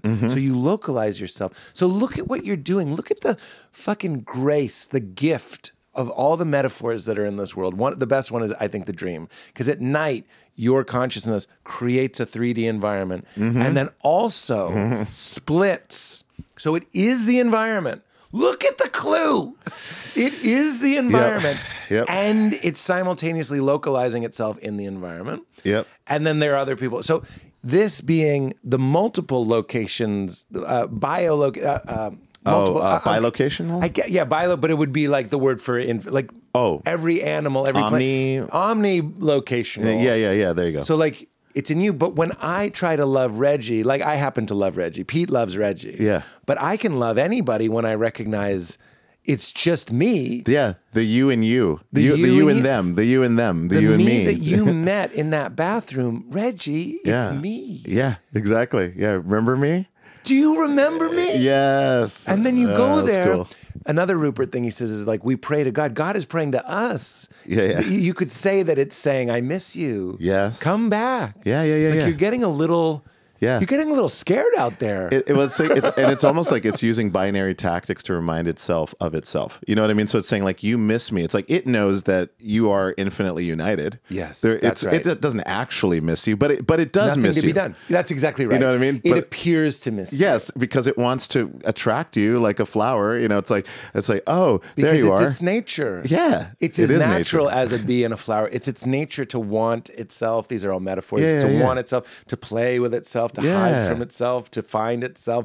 And at the same time, nothing happened and nothing went anywhere. I know. That's so funny. Yeah, it's just because it's like, for whatever reason, it finds it infinitely satisfying. That's right. To see all these like little plays play out. That's right. And they're all the possibilities are playing out simultaneously. That's right. Infinitely. And already did. Already did. And haven't.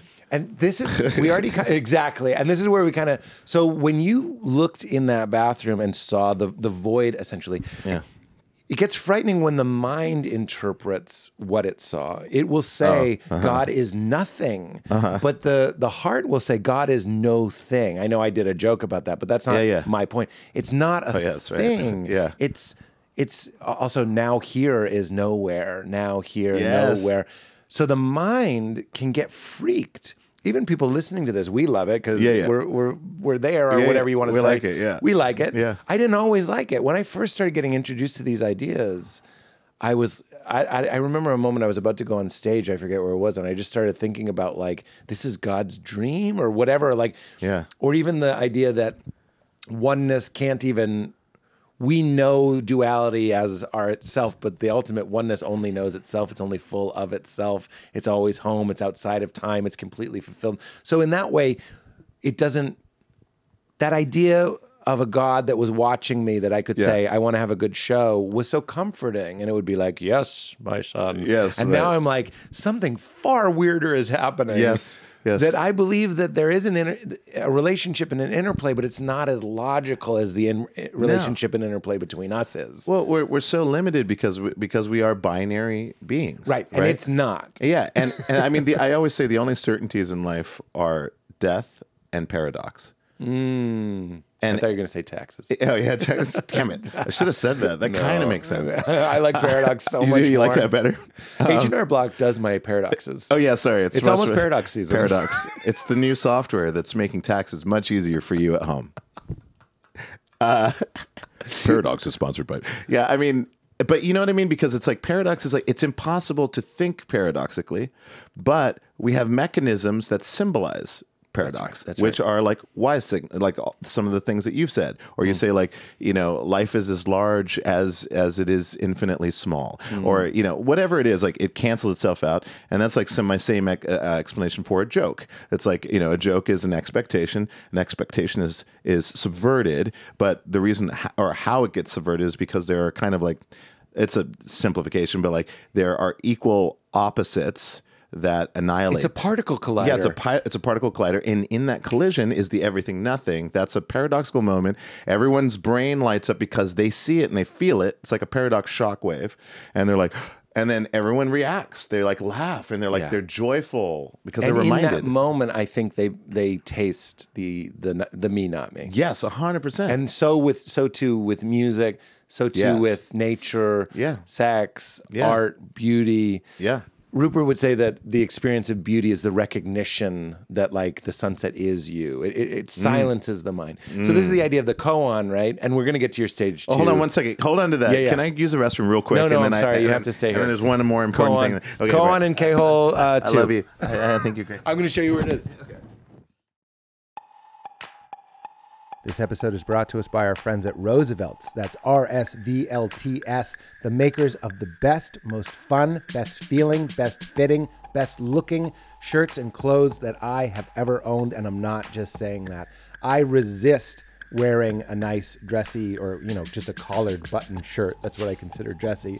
But Roosevelt's not only makes it fun with patterns from things like Star Wars, Disney, Nickelodeon, The Office, Jurassic Park, and just some classic fun patterns, which I really enjoy, but they also make it feel amazing. I'm talking light, soft, stretchy, and it fits so damn nice. They are moisture wicking. They are breathable. Perfect. Now, it's still pretty warm. I know it's the fall, but it's still pretty warm here in California. So I love a breathable shirt. They have stuff for everyone. We're talking toddler, youth, men, women, and they use Cunaflex, which is a 4-way stretch material. But like I'm saying, this is a great gift for people that might love The Office, might love Star Wars, might love all those different things.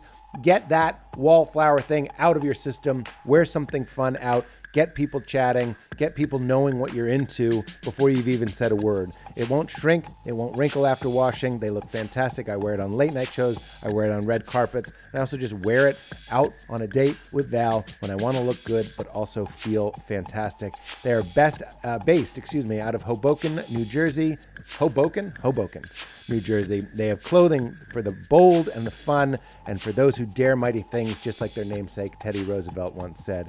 So if you want to get your hands on some of these amazing items, visit roosevelts.com. That's RSVLTS. Who has time for vowels? RSVLTS.com, or check them out on Instagram at RSVLTS. Incredible, lovely stuff. Not just saying that, not just reading copy. I love these guys. And if you're looking for some new clothes, give them a try.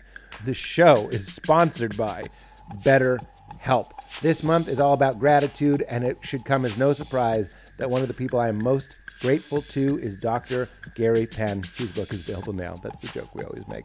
Dr. Gary Penn was my therapist. He's still my friend. He changed my life. Talk therapy changed my life. And this month is all about gratitude. And along with that person, Dr. Gary Penn, there's another person we don't get to thank enough, and that's ourselves. It's sometimes hard to remind ourselves. You could just say remember or remind ourselves that we are trying our best to make the sense of everything. To make sense. It's tricky out there. It's confusing. It's weird. We all woke up in a conundrum that none of us asked for. And in this crazy world, that isn't easy to remember ourselves. But here's that reminder. Send some love to the people in your life, including yourself. I have benefited so much from talk therapy. It has been a game changer, and BetterHelp makes it so easy. You got to get into it. You got to give it a try. It couldn't be more simple. If you're thinking of starting therapy, give BetterHelp a try. It's entirely online, designed to be convenient, flexible, and suited to your schedule. Just fill out a brief questionnaire to get matched with a licensed therapist and switch therapists at any time for no additional charge. Let the gratitude flow with BetterHelp. Visit betterhelp.com/weirdo today for 10% off your first month. That's BetterHelp, HELP.com/weirdo. All right, everybody, back to the show. Oh, nice done. Whoa.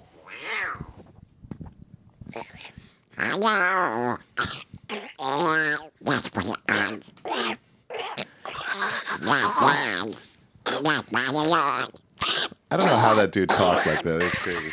Because you can barely understand what I'm saying. Like, see? Wow. Yeah, I don't have the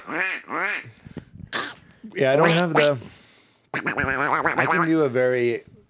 Some days I can do it. Some days I can't. But it's like. Oh, that's good.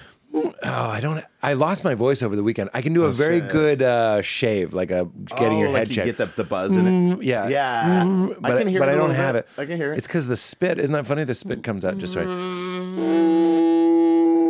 Oh my God, Yeah, that's but great. I don't have the voice Holy right now. shit. That's But you my just best did impression. it. That's But insane. I can do it like I can do it. I've never heard that. Because you push up on the tongue, and that's when you get the trim sound. Yeah. So I can make it so it's like Yes, you can do like the. Oh my God, Yeah. it's great. That's Oh, insane. thanks, man. Seriously, that's like I'm so impressed. I didn't even know that was something that could be done. when Yeah. I was a kid, I did it as a guitar. I was like, Oh yeah. my fucking voice is gone. 5 shows. Well, 5 shows. 5 shows, guys. 5 Hey, shows. Daddy got to work. All right, so we had the two Yeah. things, and we can wrap up. We've done. No, it's I've cool. loved every moment, Yeah. and we don't have to push it. No, I will say this just Tell to me. finish on the the story the two? the ketamine story, The stage 2 yeah, K-hole? yeah the And stage we have that, and then we were talking koans in stage 2. go with koans because that's where we're really We won't forget stage 2. No, I was we just going won't. to say what you were talking about, the brain not being able to go there. Yeah. And how things like ketamine can bring you into the place of paradox, the Yeah. experiential Yeah. location of paradox, Yeah. which is Yeah. incredible. Which is you insane. kind of carry some of the memory back with you, and it's very meaningful. Yes. But then the non substance version of that is kind of what a koan is, and the classic, like if a tree falls in the woods and it doesn't, and no one's there to hear it, doesn't make a sound. I was like, that's a classic for a reason, because that's a consciousness only question. Right. It's like if there's no perceiver, is there anything to be perceived? Yeah. In that koan is saying the whole experience is the knowing of it. Yes. The universe is made of knowing. And now we're back to your thing. You're saying information. The knowing of that information. The information is only the knowing of it. And we won't do this whole thing.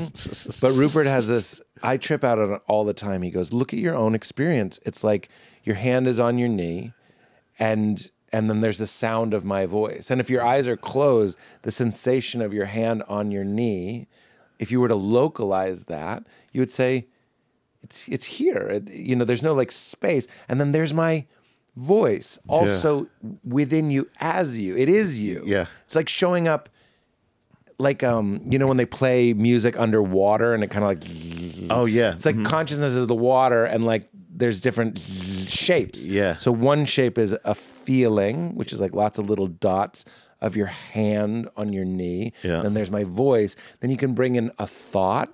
It happens in the same space. You could conjure up an image, happens in the same space. It's all happening in consciousness. It's made out of consciousness, and it's known by consciousness. And that's the tree falling in the woods. Yeah. Isn't that wild? I mean, it's beautiful. And not only that, but that's exactly what quantum physics is all about. Is that right? Yeah. The observer, the Heisenberg thing. The Heisenberg theory. Yeah. It's like the uncertainty principle. Right. And so that idea that like reality becomes reality, it collapses into the, I guess, well, in quantum would probably be more mathematically explained, but like experientially, or at least for a metaphor, it's like you are a flashlight in the dark. What you're shining your light on is what you're seeing. That's reality. And in essence, if you have a wider beam, say that there's a wider field of awareness. Now you're able to see more things where you point. But as you look away, there is nothing there. And when you look at something, now there is something there. And in a way, it's like I kind of view it. This is my own take on it, but it's like we're all pieces of consciousness exist, kind of like cooperatively generating reality together. Right. That's exactly right. And so Or I would agree with that. yeah, that's why it sustains, or has the illusion of a sustained reality. That's why right. I like when it's I go a out. shared hallucination. Yes. That's why it's not Reggie's dream. Yeah. It's the one mind's dream. Yes. And there is a stability to it from the one mind. That's why Yeah. you and I both experience the couch. Yes, and why exactly. when you dream at night, the couch might turn into an elephant. It's so much more. That's where the dream thing kind of falls apart, and people go like, "I don't understand." Yeah. But for one reason or another, the one mind's dream is more stable than you and I when we dream at night. Yeah. I mean, I think that's what it feels like, because I wrote a quote a long time ago on Instagram about that. Like we are all collectively generating this reality. Yes. And so because we are doing so, and the horizon, using binary time-based language, but the horizon before us is infinite. So we can end up in any of those realities on the infinite horizon. So that means that anything is possible in this reality. And and it's really funny that there is this kind of addiction to power, this idea of power and resource hoarding, and this form of capitalism that we live in now, where these billionaires and trillionaires are people in power. They are in service of power itself. They have a virus that they are infected with this idea that they need to be in service of something that does not exist. It does exist, but it does not exist. The money. Yeah, the money, the power. Like we need to exponentially grow forward in a finite resourced area. We're going to infinitely grow. It's like, I know that's not possible, but I am hopelessly addicted to this. I cannot deviate. So it takes the rest of us, which there's way more of humans that are just like, hey, we just want to have a good time and be creative and, have good times. Yeah, there might be some scuffles here and there, but most of all, it's friendly rivalries, but we're cool. Somebody said that type of addiction, hoarding money and power, is like a heroin addiction, except when you do a lot of heroin, your body, starts to deteriorate and all that sort of stuff. It's like that, except the side effects are experienced by everyone else. Isn't that crazy? So the planet gets the side effects. The other people get the side effects. Yeah. But it's the same thing that's happening. You have an addiction, and here's the shadow. Yeah. It's a really bright light, and there's a really big shadow. Yes. And we're just experiencing it like that. Yeah, my friend Elijah explained it the other night. He's this kind of amazing, mysterious friend of mine who's definitely a shaman. I've never met a shaman before, but they are a shaman for sure. Wow. But anyways, he has like every substance, every plant substance you can imagine, and knows about like everything. And he'll if you go out with him at night, sometimes he'll be like, here, smell this fragrance that's only been smelled by 1,000 people, blah, blah, blah, or, oh, crazy. It's like, this is a plant medicine that is used in perfume in the Arab world. However, it is also used as a psychedelic and blah, blah, blah. Try it as a psychedelic. Holy shit, what the fuck is this shit? This is insane. It's like, yeah, I know. Like casually just pulling it, has this magic bag where like things just keep coming out, and then suddenly has tea in a nightclub. He's like, he had a teacup. Here's some tea. Would you like some more? Where did this come from? Anyways, but he told me a quote about, I think it's Sufi or something like that. There's a word for this infection. It's called, or maybe it could be Native American as well, but there's a word for it. It's like a character in their mythology, and the character embodies essentially greed, but it's an infection at the same time. So it's an infection that is part of the consciousness of humankind. No, it's not a skinwalker. No, is that a thing? I know about the skinwalkers. Skinwalkers are when they kill your own tribe, sort of thing. It's cannibalistic principle, like a spiritual cannibalistic principle or something like that. No, this is just like it's a thing. It's just like it's a thing that is within humans is the description. It's like a thing that can infect. Well, it's funny. There's another way that I've thought about that, meaning like let's take Trump putting his name on buildings and building giant skyscrapers. It's very King Midas. It's but it's also distinctly human. And there is kind of I don't even know if it's compassionate, but it's just kind of an interesting thought experiment that it could just be a perversion of the inkling of his eternal fundamental nature. I get that. Where you go like, I am limitless. Yeah. I am eternal. I cannot be destroyed. So then sometimes when the ego gets a hold of that partial understanding, it does very wild and absurd things. And it's not just Trump, it's lots of people of course, making pyramids or just like trying to be eternal.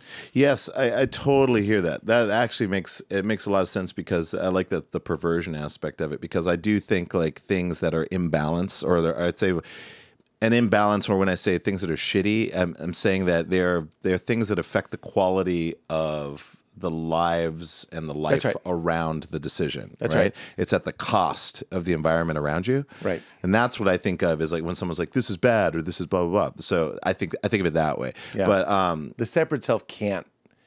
By the way, this wants is to protect itself. Right. So it can't have this understanding. Yeah. It's why you can't leave the room with the Holy Grail. Remember in the temple, the Last Crusade, you can't leave with the Grail. Oh, that's right. Yes. The ego can't leave with the Grail. Yeah. Or the whole thing explodes. It's just yeah. And that's in ceases to every exist. story. It's like, Reggie can't have it. Yeah. Pete can't have it. Yeah. But you can be it.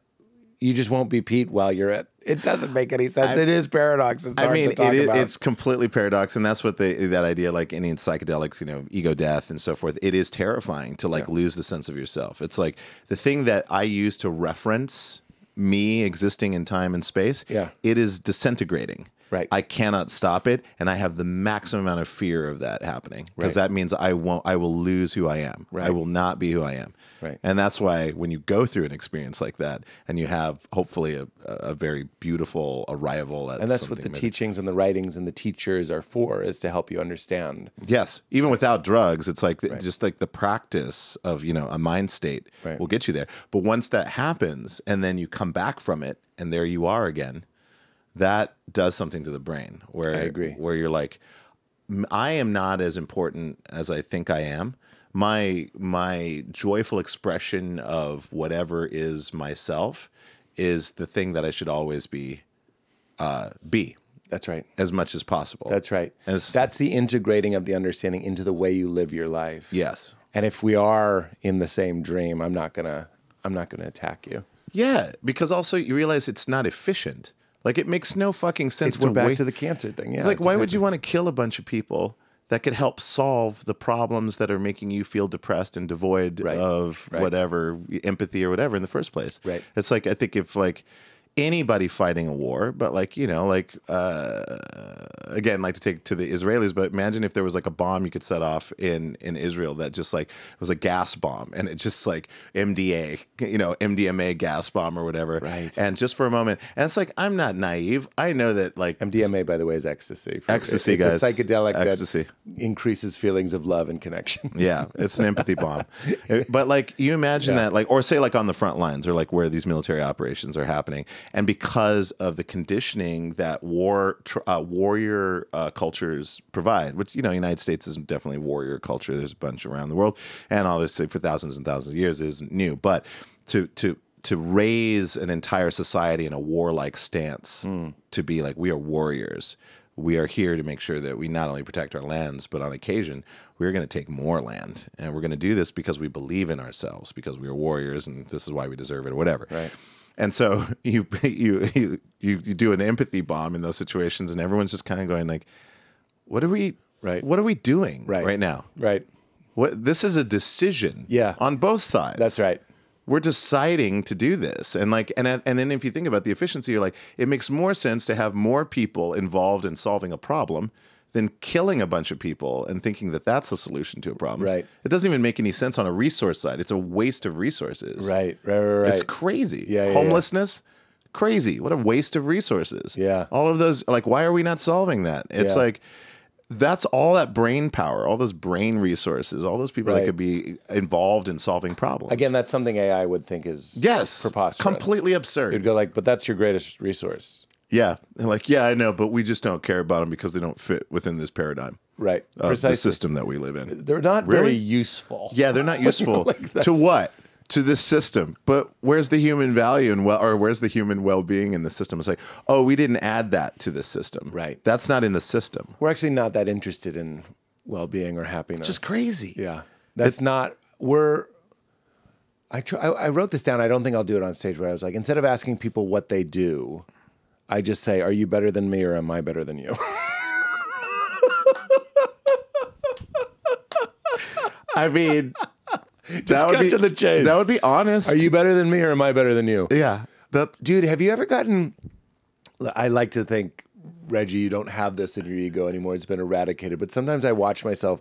I'll think of a friend that I could invite to lunch. Yeah. And my ego will tell me the stats. Well, you'll feel better about yourself if you hang out with this friend. Right. You'll feel challenged if you hang out with this. Sometimes you want to be challenged. Sure. But sometimes you're I'll hang out with them because I'll feel like the alpha in the pack. And sometimes I don't want that. But by the way, I don't condone any of this. But when you look at the binary system, You heard it. It's going, We have a witness. who's a winner? I'll take the hit. Who's a winner? Who's a loser? Like, how do you want to feel today? Who fits that role for you? Right. I mean, I think that there's a healthy version of that. I think that I think sometimes certain friendships we have, like, all friendships are different, right? The connections are different. The love is the same. Yes. But the connections are different. The relationship, The electricity. the mechanism. Yeah. Yeah. And I will hang out with a friend that I think is better than me when I'm Sure. looking to grow. Yes, exactly. Yeah. 100%. What's a little petty is if I'll hang out with someone who I think quietly, like, oh, maybe I'm doing better in this way. Yeah, I know. That's why I say I'm depersonalizing myself from it. I'm like, look at the ego. Look at how tricky it is. Yes. It'll get little key bumps of validation from anything. Yes. And also as a performer, I've noticed it's never enough. Sometimes I have to get off stage. Fantastic show. I fucked up one joke. I'll go, it's never enough. Yep. Like there's a good surrender in that. Yes. Like it doesn't matter. They could have been giving me a standing ovation the entire show. I would have been like, they didn't listen to me. Oh, I've experienced You know this what I mean? so many times. Right? Yeah. And then I have to go into this thing where I'm like, why are you being so hard on yourself right now? And then and then you just can't get out of it. Like sometimes I just can't get out of it. And I just have to allow myself to feel that. But That's what I do too. You just go like, what are you going to do? What's on the radio? You can't fake it. That's like the quote I've been saying a lot is there's no substitute for sincerity. Yeah, that's good. And sometimes that's just what let Val yourself helps feel me it. with is forgiving it. Yeah. And even saying yes to it. That's another Rupert thing. It's like, look at your circumstance, look at your feelings as if they were what you asked for. And there's this weird paradox to that. You go like, taking responsibility. let's say I wanted this. How do I respond to it now? Right, exactly. And also forgiving is like, I love that term, but for me, it's always been troubling because it's like, it feels, because I grew up Catholic. Yeah. So it's got some cath to it. Well, it has an acknowledgement of error. Yeah. Maybe you'll enjoy this. It's on a post-it over there. Mercy. Yeah. Mercy beats forgiveness because mercy doesn't even ask what you did. Mercy just is a bug zapper. Yeah. And whatever you're feeling just gets zapped in mercy. Forgiveness goes, Reggie, you were a little late today, but it's okay. Like that kind of sucks, right? It's so backhanded. It is. It leaves you exactly where you were. Exactly. But feeling like something my happened. ego will take it and go, I forgave you. Yeah, totally. That's what cats do. good. Yeah, exactly. That's what even the justice system, like, I'm going to allow you to walk free. And you're like, I'm a good person and I let that bad person, like, oh my God. We'll take hits wherever we can. It's a system outside of itself. But it's interesting because like, I guess what's my point? It's like, and we're coming close to the overlay thing. Yeah. But what were we just saying before this? So getting off stage or whatever. There's definitely times where I'm like, it's totally fine. I'm going to still feel the residue of that feeling because I'm like, oh, I could have done this better, or I should have come out, at this angle. It's like, oh, why did I rush this, or whatever it is, or whatever. You get off stage, I feel that way, and I'm like, you know what? These people seem to have a really good time. I think it was a really good show, and then I just let that ride. I'm not like trying to mine it, for that feeling. I'm just I visualize it and then I just kind of let it go. And then I kind of allow myself to ambiently feel the disappointment that I had on stage. And then eventually it just kind of quietly goes away. And it's fine because I know I'm going to do another show. Because I tell even young artists that, like, they'll be like, what? I have a big show. But I'm like, don't fixate on every show. You've chosen this because when you get up in the morning, you can't stop thinking about what you do as an artist. And that's going to be with you for life. You've got thousands of shows to do. That's right. Ahead of you. And the way to a bad show is to really obsess about that one show. Oh my God. You got to ease Totally. up. I just recorded the audio at one of the shows at Denver and I was so tense just knowing we were recording it. Yeah. I was like, and then the second show we recorded as well. And I was like, happens every time. Every special is this way too. Yeah. Second show, I go, fuck that. Yep. Fuck it. like angrily. Fuck that. Uh-huh. And you get filled with this good, like, however I do it, that's the album. And that's like what you do for a living. Yeah. That is true. Can I ask you, let's get to the K-hole thing. Yeah. And I could talk to you forever. I know. Yeah. I know. And in a way we are. I love it. Well, that's what the future's for. Remember, we got hundreds and hundreds of more shows to do. That's right. When I watch you perform, like Ted, that's a tense place, I think. Because you know 10 million people are going to see it, and here's every taste-making brain in the world. And I'm watching you talk about, like, I can't find my, like, thing. You're singing in this way. I just want a practical glimpse into nerves, because for me, for improvising, to find a silly place like we were doing when we were walking in, you and I trust each other, we love each other, so it's easy to just be like, all right, let's go, and we get into play. When you're under the gun, and we both do this, there's almost like how do you fall back into that play space when nerves and pressure, or like some sort of imposition? Your TED Talk starts here. This is where you should stand. These are the cameras. How do you find a shortcut to that playful place that doesn't lock up your voice? Here's exactly a better way to say it. If I want to beatbox in my car, I'm great at it. Like I'm pretty good at it. If I want to beatbox with you right now, it won't be good. Because I'll just be a little bit under the gun, and it won't sound good. Self-aware. So what's one way, and maybe the answer is don't think about it, just kind of step aside from it, but is there some strategy you have to go, what I do is best done with the attitude of a man in a very hot bath? Right. How do you do that at a TED Talk? Yeah, I mean, well, it's very similar, actually, luckily, in high school when I did competitive drama. What? Yeah, we had competitive drama in high school, and we would play against other schools in the state. We traveled to other, it was a whole thing. Wow. Like speech and debate, it's kind of the same format, but drama version of it. Wow. So I competed in humorous solo first year, and it was insane, like to like, oh, I'm going to compete, these 10-minute scenes that everybody would get up, and it'd be like 5 whatever people competing against each other in these classrooms. But I was improvising. I asked my teacher if I could improvise, and she was like, yeah, that's fine. Usually you have to do a script, but I was like, I just want to improvise. She's like, sure, that's okay. And then I started, and thankfully to her, she encouraged it, and I do. But the feeling of getting up in front, especially as the shows got bigger, if you kept making it, and I got 3rd in state that year, so I went to finals and all that stuff, and like being in front of like bigger audiences, doing the same thing, I really just had to trust my my instincts. But also, it was a little bit different back then because I developed a show over improvising all that time. So I see. I kept things. Some things stayed. And then by the end, like it was 90% written, something like that. So, but I was going to say I was nervous for you. I was like, but some things you should keep them. Yeah, some things, you keep. But in this situation, but in that, I definitely learned, like, I got to trust my instincts. I got to trust my instincts. Just have fun up there. Just be the person that you laugh with when you're in your room playing by yourself, keeping yourself entertained. And so I always had that. But then, like, TED, it's also a building up. Like, I did TEDx's and some tech conferences that weren't associated to TED, and then eventually I got to an opportunity to audition for TED, and then TED took me in, and then I did my first TED Talk 10 years ago. But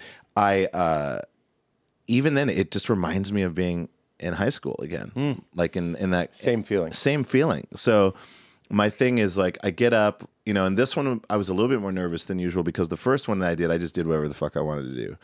This one, because I told them that it was going to be about improvisation, so I actually had something to kind of make it about. So that having something that I have to build around is it's not impossible or anything like that, but it's definitely, I get nervous because if I have to remember something to do on stage, right, then I'm going to be disappointed that I've not done it if I've forgotten it. Right. Right. Well, it's like jumping out of a helicopter into the ocean with absolutely no plan. Yeah. Or like, I have to be in this position halfway down. It's like very different. Yeah. But here I have to be improvising, but in the middle, it should look like this. Yes. No. And that, I know, totally. It's like, and don't forget.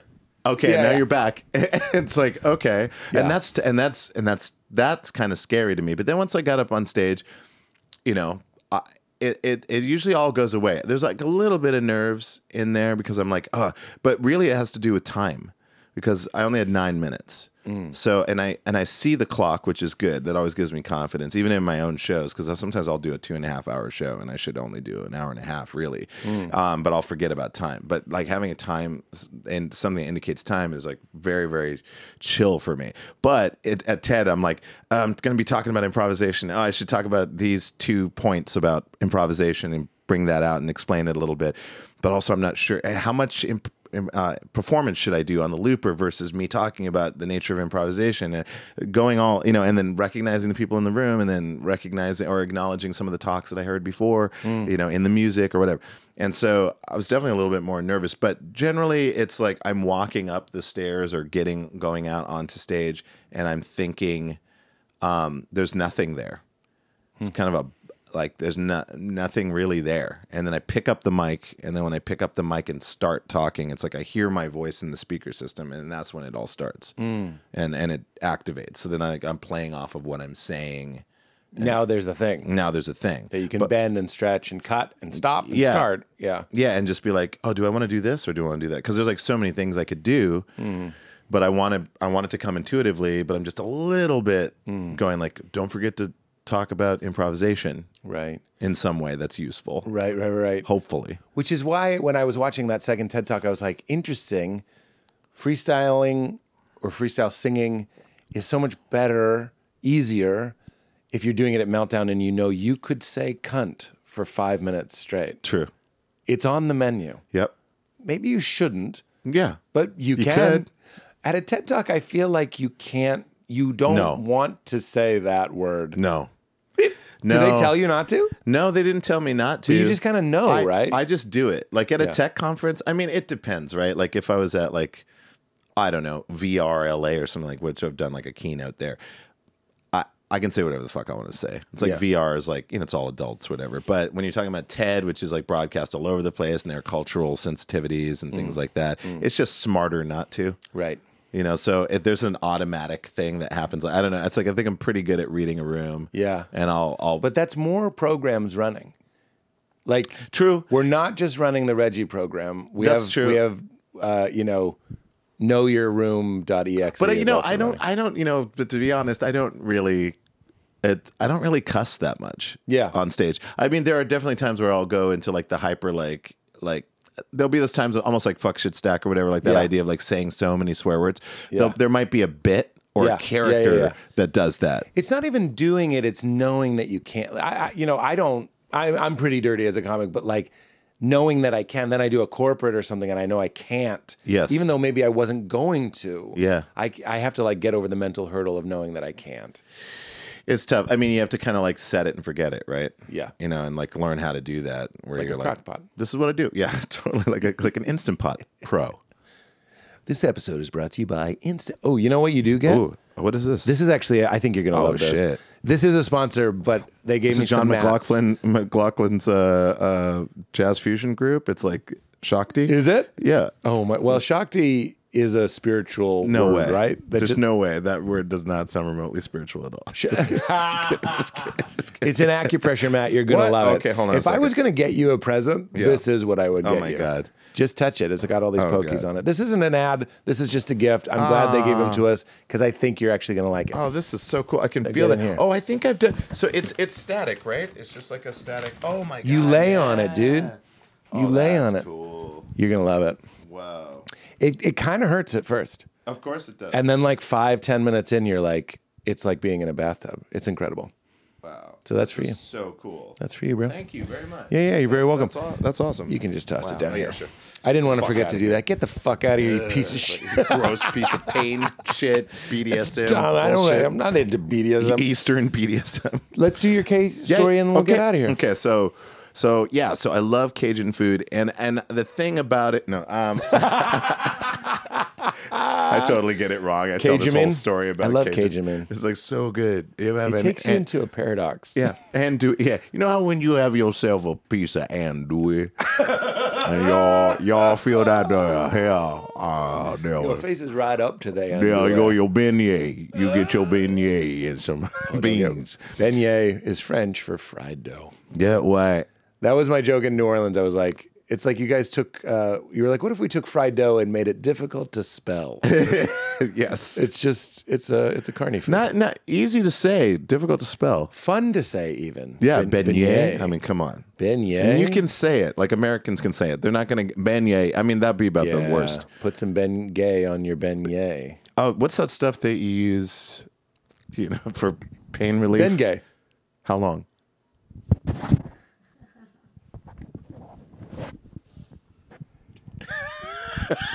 That makes me laugh. That makes me laugh.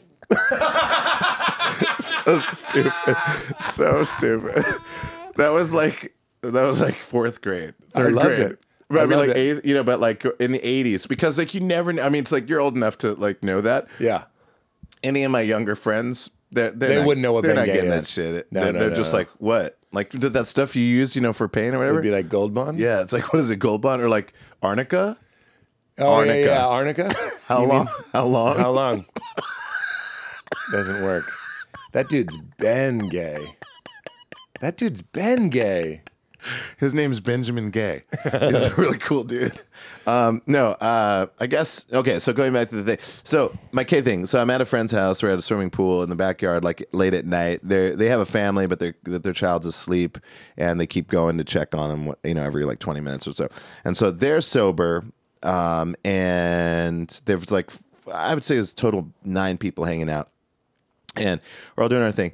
And then my friend Kiki, she's like, oh, I've got some K I think you might like. I was like, oh, that'd be great. And so we do the K, and we're sitting next to each other, and we just kind of disappear. Like we just go into our, these K holes or whatever. And I noticed this was the first time I experienced this, essentially no, this is the second time I experienced this. So you didn't visually disappear. You closed your eyes. You went inside. Yeah, like I just dissolved myself. I removed myself from the current reality. Yeah, you're like, goodbye. Yes. It was nice knowing you, swimming pool and people sitting on chairs. It's like, you're awful interesting, but this is just a little bit more. Yes, that's right. But like, it's the second time I experienced a reality overlay. And what I mean is that I was in a K-hole. I was tripping, just like going down these geometric, mindscapes and like different tonalities of reality and like different feelings, whatever that happens in a K-hole. And then I was listening to the conversation that they were having, like about that far away from me, still talking. They knew we were in a K-hole, but they just carried on. And so they're doing their thing. They're talking, and I'm listening to that conversation the whole time.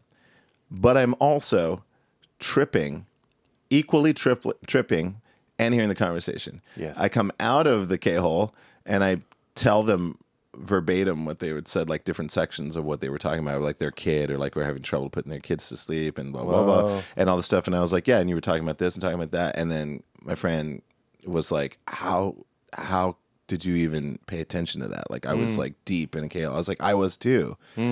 But I was experiencing two realities simultaneously. It's like you watch 2 channels on a television at the same time. Like totally like on top of each other. Like fully aware of both. Not like switching between them to check in on which reality is happening, but they were happening simultaneously. And the only other time that happened was in Montana we used to huff Freon gas, which is similar to nitrous, same vibe. I'd done nitrous once I used to do it in my mom's car. We would drive out, like 4 friends would drive out with a can of Freon and a big plastic bag, drive out in the country roads outside of Great Falls, Montana, and we'd just like stop in the middle, like super dark area, whatever, listen to music, fill the bag, take hits, and just be like, oh yeah, fuck yeah, oh. And there was one time we were listening to Metallica. It was really like in the car, it was just like totally blasting. We're listening to Metallica, passing around this bag, like totally getting super high. And it was very memorable just because Metallica started like rotating, like the music started rotating in this kaleidoscopic, like weird, hyper psychedelic way. And I just always remember that feeling. And then months and months and months later, I go with my friend Travis in his red Datsun pickup truck. So that was at night. I'm with my friend in the daytime. We park in a church, a Christian college parking lot. No cars around, but we're like in the parking lot. We do Freon again.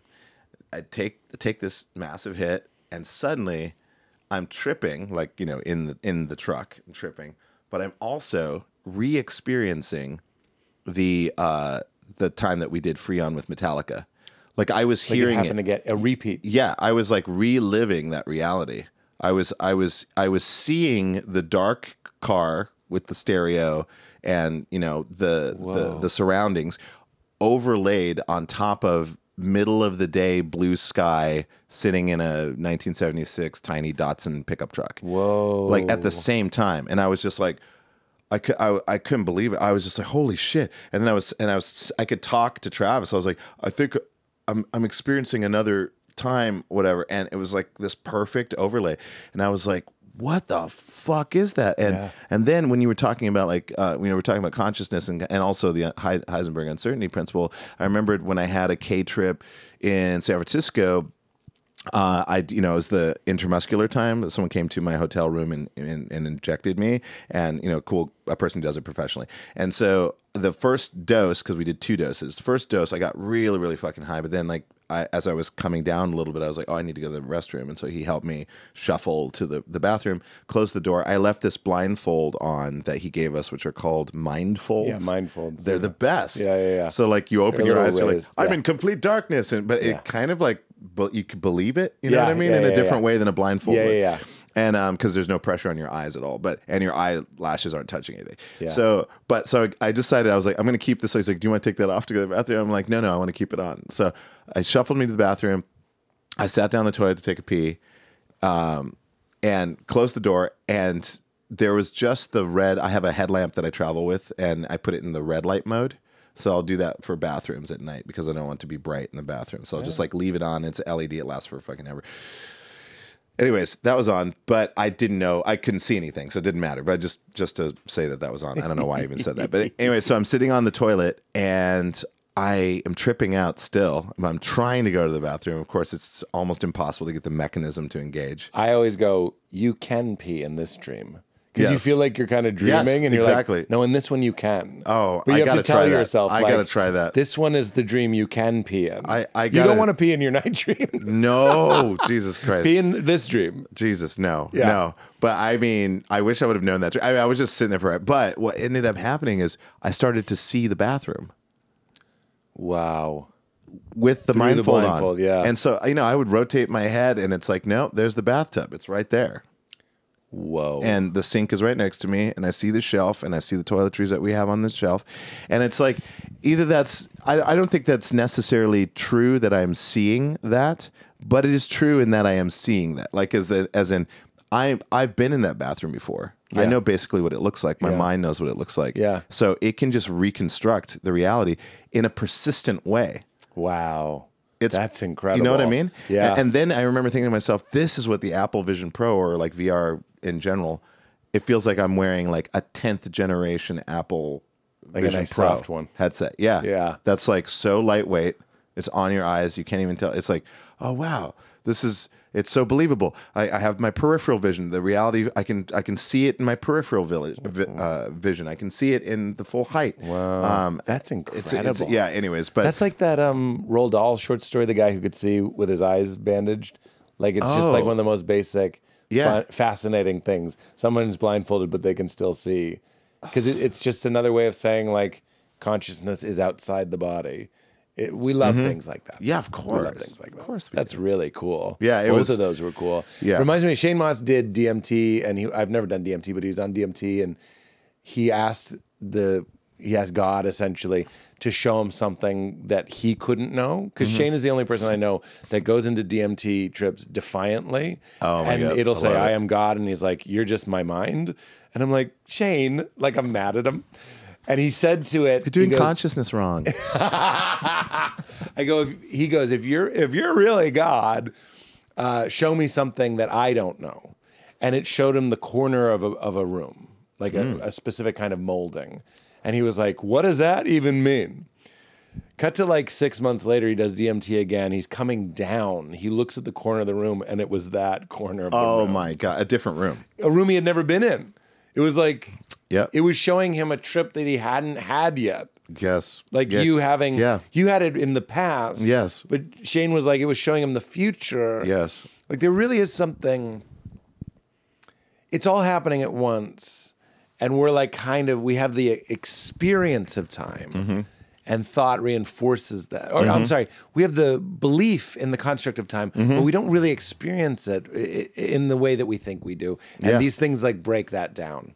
100%. I mean, it's common knowledge, or at least in physics, that idea like all possibilities exist simultaneously, right? And that there is just the arrow of time and our point of experience that defines the quality of that journey within the infinite, in a way. And it's like, and then of course the question is like, why are we even doing this? If like, but then we've talked about this before. I think it's just because the nature of play. It's its nature, yeah. It's its nature. That's my daughter's name. The play of the universe is what Leela means. Oh, so you'd say sweet. it's a Leela.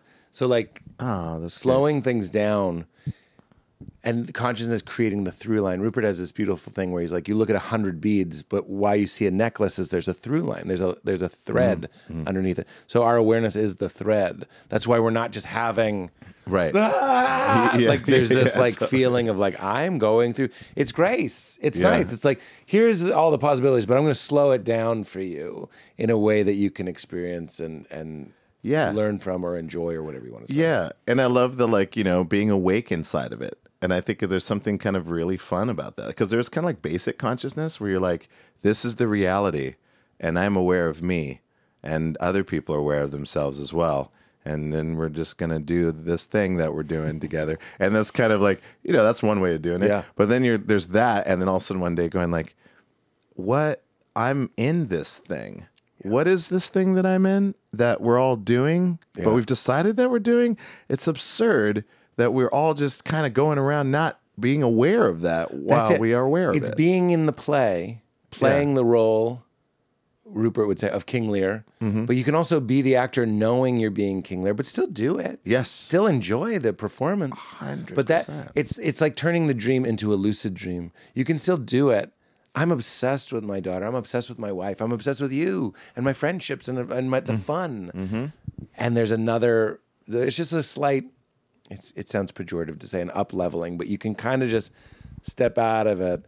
Well, what you reminded me is every morning I wake up and I'm like, sometimes I get up in the night to pee and I'm like, oh, right, I'm in this. Yes, right. Yeah. And when you get cool. comfortable with that feeling, Yeah. It's another Tao thing. He who finds his way in the morning can gladly go in the evening. So there's even a practical thing to it, because when you recognize the nature, your nature, you get less afraid of just protecting the body.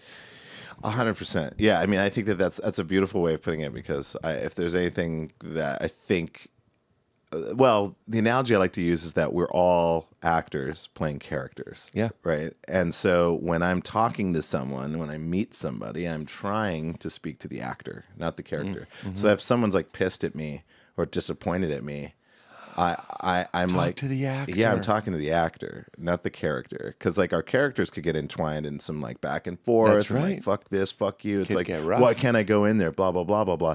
And then when you have that presence of mind to go like, oh, I'm just going to talk to the character and just be like, hey, the situation is probably not going to change, but I just want you to know. Talk to the actor. I recognize you as a conscious being, and I'm going to give you that, and I will disengage, or whatever. And when I really consider that when I close my eyes and I'm just this spacious, self-luminous, self-aware field, and that you are that field too, and how impersonal and boundaryless it is. There's no end to it. It's just, and that's you as well.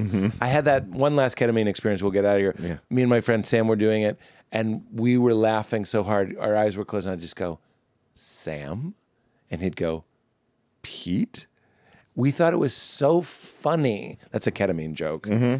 That you think you're Sam and I think I'm Pete. Yes. But here it is, that sound was appearing in the one and only thing there is. And isn't it funny that we're pretending to be these characters when really there's just one actor? 100,000, Isn't that fun? 60,000%. And I've always Reggie? I've always felt, because you have those instant friendships that you've made, like, especially like for me, I've been going to a lot of festivals lately, and like you go to festivals and there's like a new person from another friend group or something, or just someone's just like weirdly just suddenly in your crew that you're rolling around with or whatever. Yeah. And you just feel like you've been the best friends forever, Right. And maybe it's, there's like drugs and music and stuff, but like the spirit of it is not fake. Right. That's a sincere Because you're thing. recognizing your shared nature. Yeah. Yeah. And you're like, I recognize you within you, and you recognize you within me. Right. And sometimes a stranger, it's easier to recognize the you in them. Yeah, because you have less history. Like we were talking about, like if you live your life constantly projecting from the past,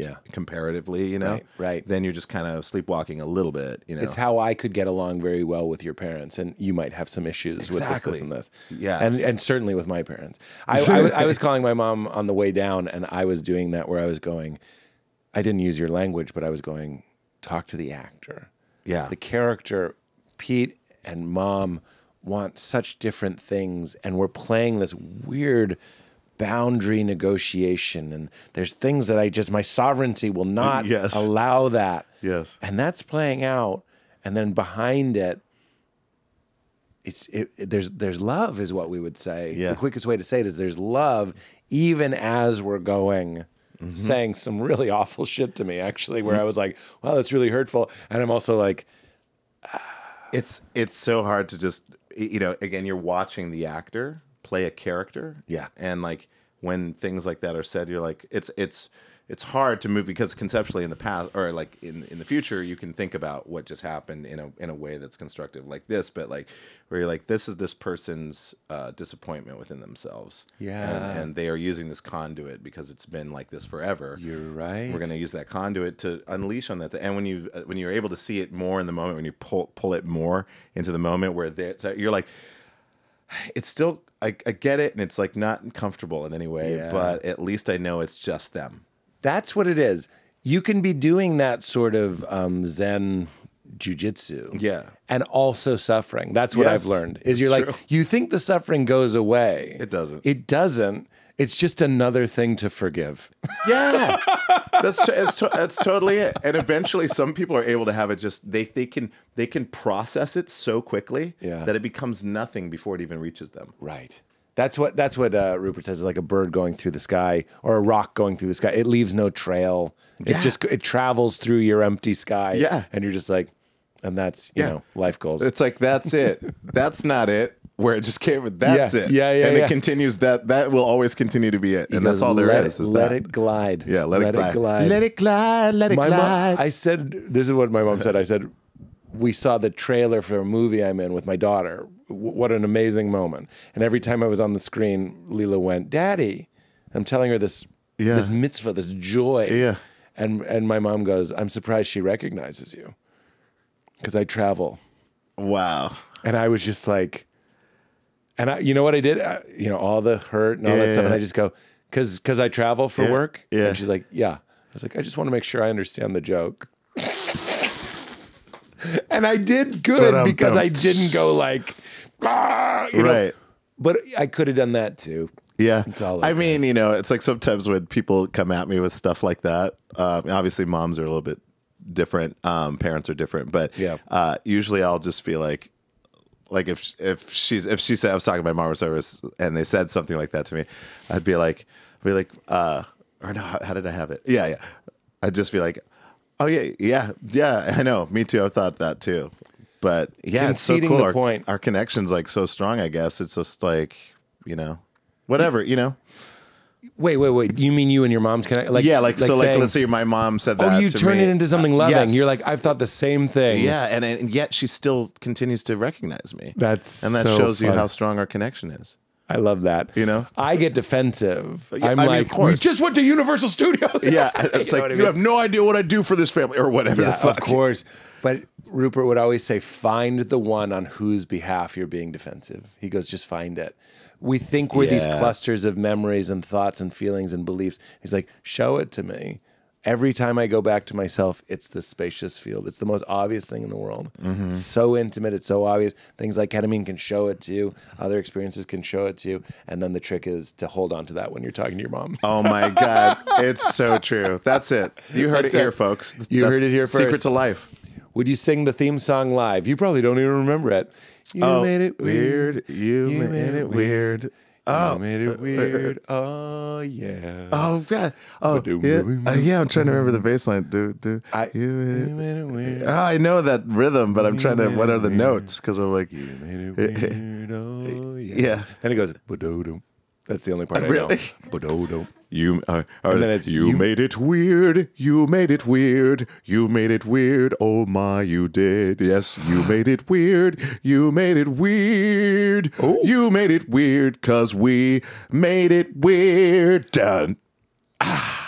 Would you say keep it crispy, Reggie? I love you so much. Thank I you love for you. your time. I love you. Amazing. Thanks. Say keep it crispy. It's how we end. Keep it crispy. Sorry. No. Keep. No. Oh, together. Just kidding. I was joking. I was taking it very seriously as a joke. No, not cribby. Oh, sorry. Crispy. Say the whole thing, please. I am. No, I mean I will. You made. Is it you made it? You made it weird. Okay. You've made it weird. The show is called You Have Made It Yeah, Weird. The you- catchphrase is remain crispy, Yes, keepers. you have made it weird. Starring You Made It Crispy. Damn it. That's it. We did it.